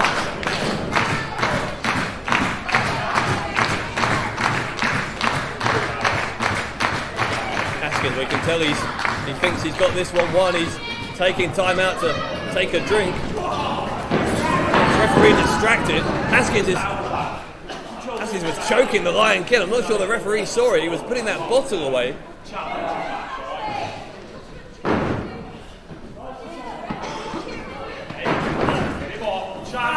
Kid is being choked out again, and this is A far cry from life in the plains of Africa where he grew up. Normally a very laid-back young man, says he lives by a philosophy that means he has no worries for the rest of his days. As Haskins sends Lion Kid into the corner, he may be worried at the moment. Back elbow from the champ. You're starting to see, as much as I dislike the man, why he's known as the star attraction. Haskins, well, I was going to say he's taking control. Lion Kid fighting back. Kid gonna try here. Leads to the outside. Lion Kid, oh my!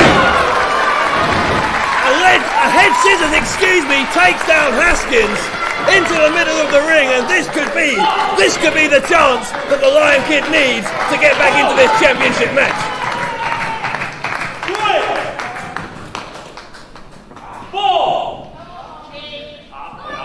Now, some have told this kid it's too early in his career. He's too young, too inexperienced to be challenging for titles, but he just can't wait to be king. Haskins with a right hand. Lion Kid is reeling. They're looking at a fight in this kid.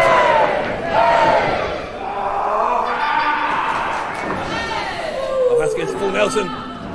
Nips round and a German suplex. Oh my! He landed on his feet. And Lion Kid with a Hurricane Rana. He's hit the leg. New champion, no. How close was that? Once again, Kid rolls back. We've seen this pin earlier in the match. They'd only got two then, and Haskins this time reverses. Guys, non-stop action in the opener here at the Brawl at the Hall. Crucifix pin now by the Lion Kid. And again, the champion escapes.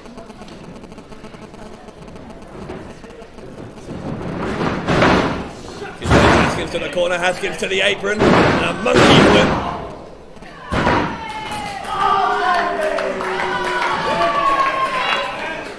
Haskins now saying the end is nigh, I think, as he goes to that standing moonsault.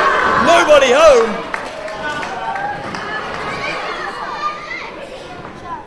Lion Kid off the ropes. Springboard moonsault. A moonsault of his own. Will this be enough?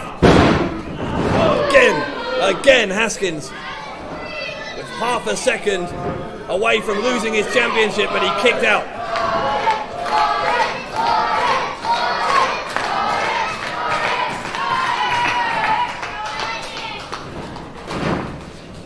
Haskins reverses the Irish whip. Gets that uppercut. Trying to stun the Lion Kid with that drop on the knee. Haskins got the Kid on his face. Maybe out cold and instinctively perhaps. It's got to be all it was, but the Lion Kid, undoubtedly the underdog here, is kicked out again. And maybe now, having been unable to beat him, Haskins maybe just starting to worry a little bit about his title reign here tonight. Been the champion, as I said, for almost a year, with just 1 week's interruption. Haskins goes for a super kick, Lion Kid ducks. Haskins ducks the kick, nips up, and a super kick. He gets him on the second time of asking. Haskins to the corner. A drop kick by the Lion Kid. The Lion is roaring in Sittingbourne. He charges at Haskins. Haskins tried to backdrop him. Look at the Lion Kid, still up there. Oh, and Haskins has got him. Cradle to the grave. The cradle to the grave. Pile driver. Rolls through. And only two again. My God, back and forth between the challenger and the champion for the cruiserweight title.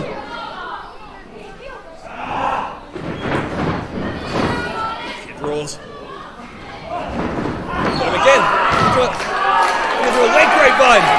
Haskins is struggling. Haskins is in trouble in the middle of the ring. Haskins, if he can't make the ropes, he'll have to tap. We could have a new champion. Look at Haskins writhing in pain. Can he make the ropes? My God, Haskins can only have seconds left to make it, or he'll have to give. Owen Haskins, with perhaps his last breath as champion, makes it to the bottom rope.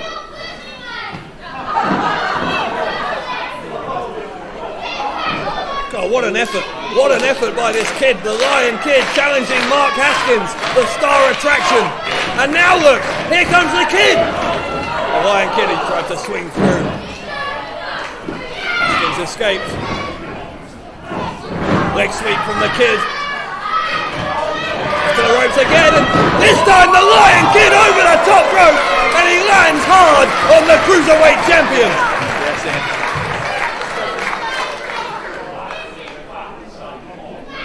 My God, you talk about daredevil, talk about putting it all on the line to become the champion, to wear championship gold here in IPW.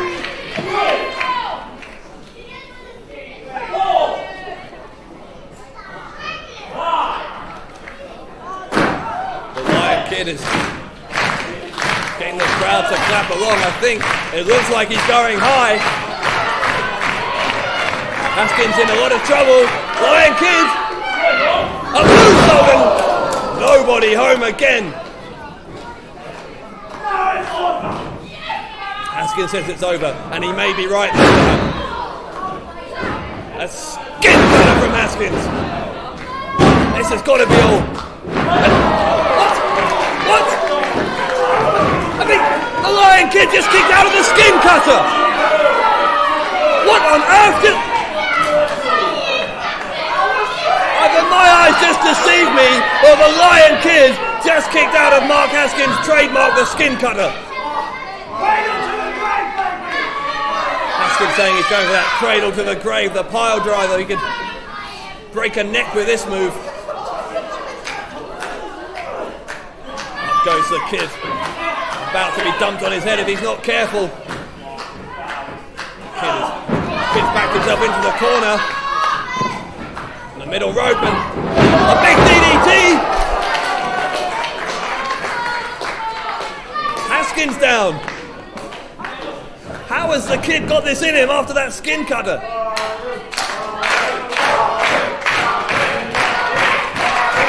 An epic way to start our show in Sittingbourne, and we're still going. Lion Kid up high. Haskins is getting to his feet. Kid ends up on his feet as well.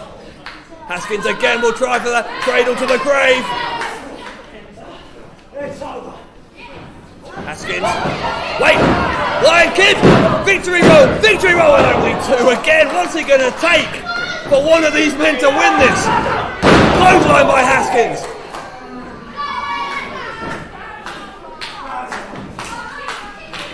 Now what? Haskins is positioning the Lion Kid on the top turnbuckle. What is he planning here? The Cruiserweight champion, presumably trying for something special. He went for a skin cutter from the top, and the Lion Kid blocked it. The Kid blocked it. Haskins is down. The Kid is up high. Lion Kid, a shooting star press. Kid with the cover. Surely, yes.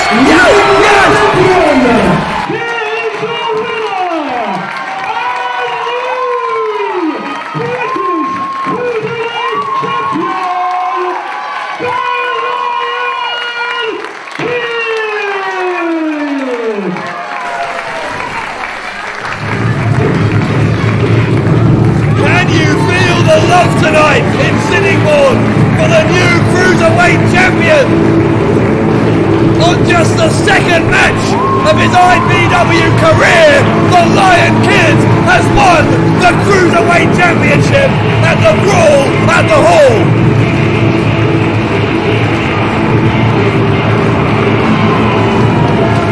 My God, what a moment to start off the show.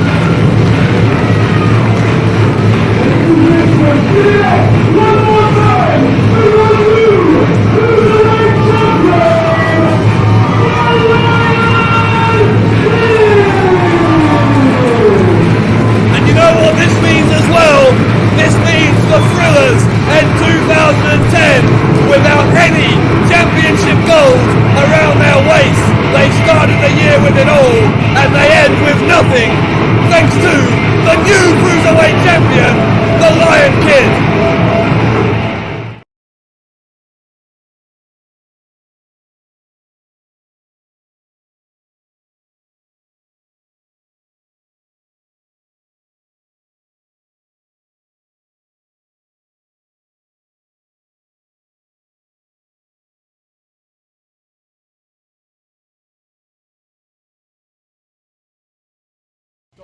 from the sound of the music. Sounds grand.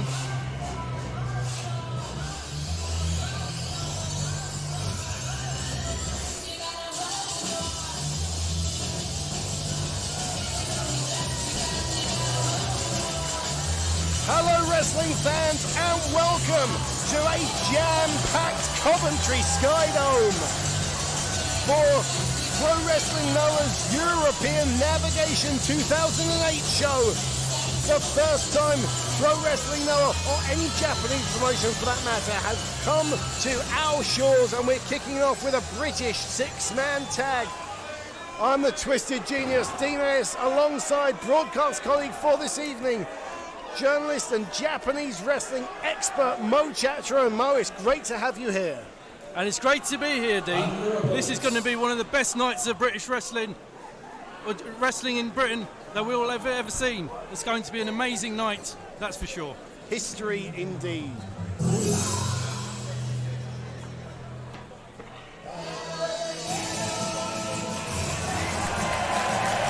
here come the ever popular Hubba Bubba Lucha, El Ligero in the mask, Bubblegum in the shocking pink, and their partner Luke Dragon Phoenix. We haven't seen him for a while. Yes, this promises to be quite an exciting... This promises to be quite an exciting match. All six guys are really amped up, working one of the biggest crowds they've ever competed against in front of. So this sure is going to be quite a night for all six individuals. Definitely. History in the making tonight. So there Ladies you and see. gentlemen, the following match is scheduled for 1 fall and is a six-man tag team match. In the red corner, El Ligero and his tag team partner, Luke Phoenix. And the third partner, Bubblegum. And in the blue corner, Mark Haskins. And their tag team partner, Zack Sabre Jr.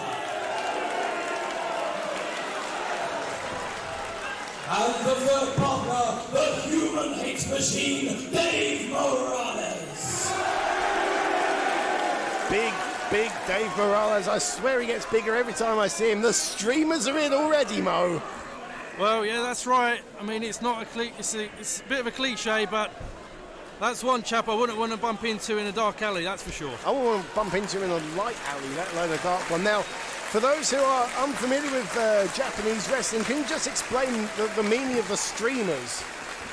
Well, the streamers have been a feature of Japanese wrestling for a number of years now, and generally fans throw them into the ring to show their appreciation for the wrestlers competing. And generally the streamers are of a similar colour to the colours worn by wrestlers that are competing in the squared circle. And already we've seen some, and we're going to be seeing a lot more as the night goes on. I should get into the streamer business. Whoever's selling them has probably made quite a packet already. So we're starting off with Zack Sabre Jr. in the blue and white, Luke Dragon Phoenix in the long red tights.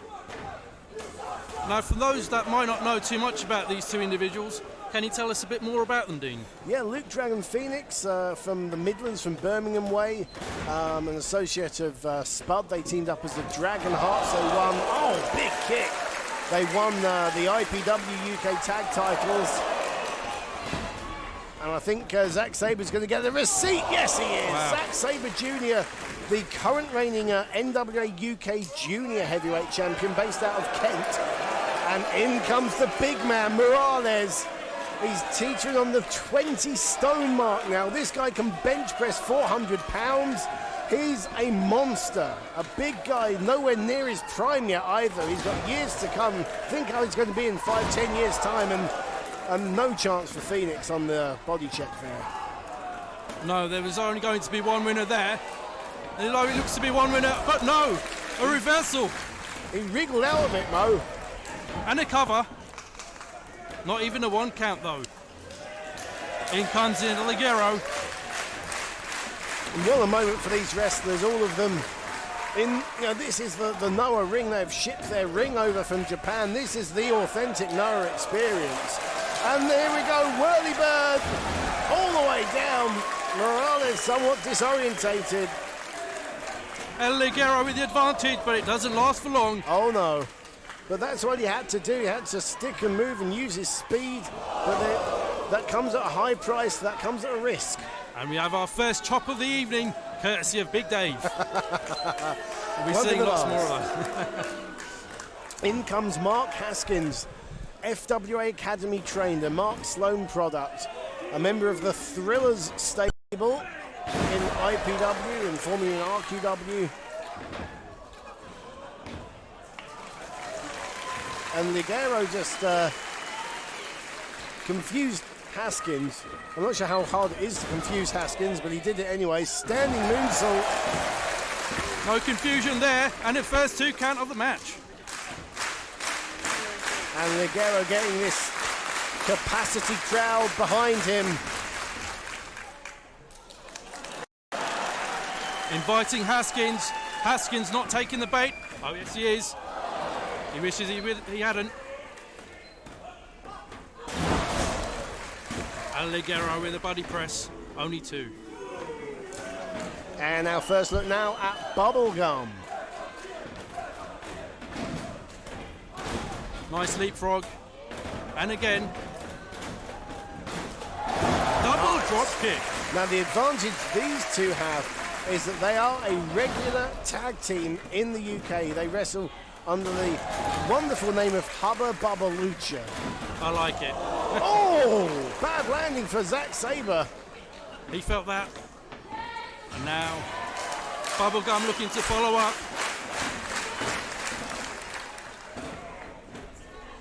Nice block. Wonderful forearm. But he couldn't follow up again. He who hesitates is lost, Mo Chatra. Indeed he is. And now he's on the floor, is Bubblegum. And he's in trouble.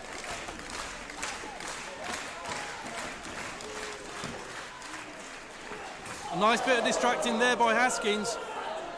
And that probably won't be the last time we see someone thrown into the ring barriers tonight either, Mo. No, I dare say there'll be a lot more of that going on as the night goes on. And now it's the back of Bubblegum that's being worked on, as Haskins is now in control with a wonderful back suplex. High angle back suplex from Zack Sabre Jr. there. Drags him into the corner now. Big Dave is back into the ring. Smart move. He's weakened Bubblegum, so now he brings in the bulldozer of the team. That's the it. Human hate machine. You don't get a nickname like that by accident. It looks like he's full of hate and intent, and I imagine he's going to be working on that back, focusing all his energies and efforts on there. And he's just looking to hurt him now. That's chop number 2. I hear you're running a book backstage. Well, yeah, we've had a lot of bets on it. Mine is 254 for the night. I'm going for 196. I'm sure there's some geek in the scan who'll be making count of it throughout the night, so... Hey, it's usually you, Chatra.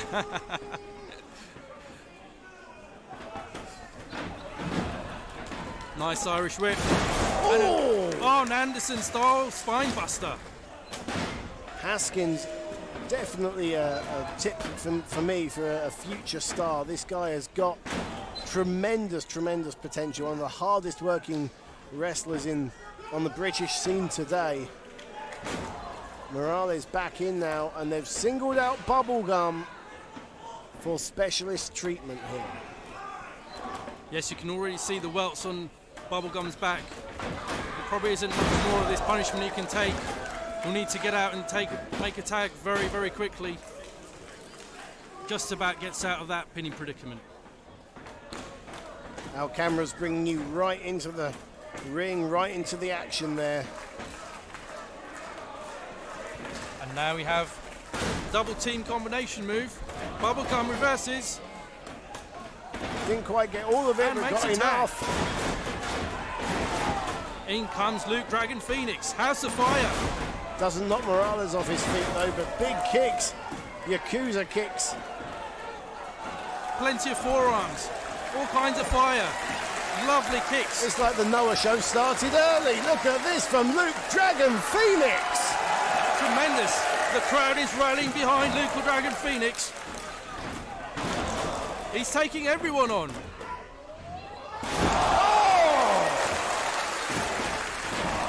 A code red variation gets nearly a 3 count. Beautiful move from Luke Phoenix. More lovely forearms. Oh my goodness. A variation of the diamond cutter there by Haskins. Haskins, spike DDT from Ligero.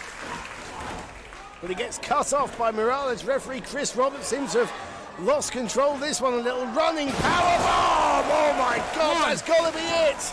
Well, a kick to the face from Bubblegum breaks that up, because I'm telling you something, Mo Chatra, there's no way that Ligero is getting out of that. No chance. A wonderful Liger bomb there.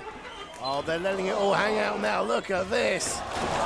Rolling armbar. Look at this now. Can he get the submission? He's in the center of the ring. And a save with the drop kick from Dragon Phoenix. This has gone up a gear or two, Mo Chatra. Indeed it has. It's all excitement now. And a wonderful tope. Takes two of them out at once. Ligero will fly by the looks of it. And Ligero. Listen to this crowd. Going airborne. Oh, and just catches himself on that guardrail before he does any damage. That's why it's a high-risk move. Listen to this crowd, Mo Chatra. This is our warm-up match, and the crowd are on their feet already. Only our first match, and they're going crazy already. And now, Bubblegum. I thought I was going to say a glancing blow, but Haskins got out of the way. 1, 2, and oh my goodness. We nearly had a finish there. Haskins coming very close. Bubblegum's in trouble now. Haskins looking to go in for the kill. Well, this is an ideal time for the pinfall, because the other competitors in the match have been taken out of commission, and we've seen so far some big moves here, and it's only because a tag partner's been around to make the save that this match hasn't ended. A failed attempt at whatever move that Haskins was trying there. Going for a diamond cutter off the top. Picture perfect shooting star press, and it is all over. Ladies and gentlemen, your winners by pinfall, Bubblegum, Luke Phoenix, and A great start to the evening, Deniers.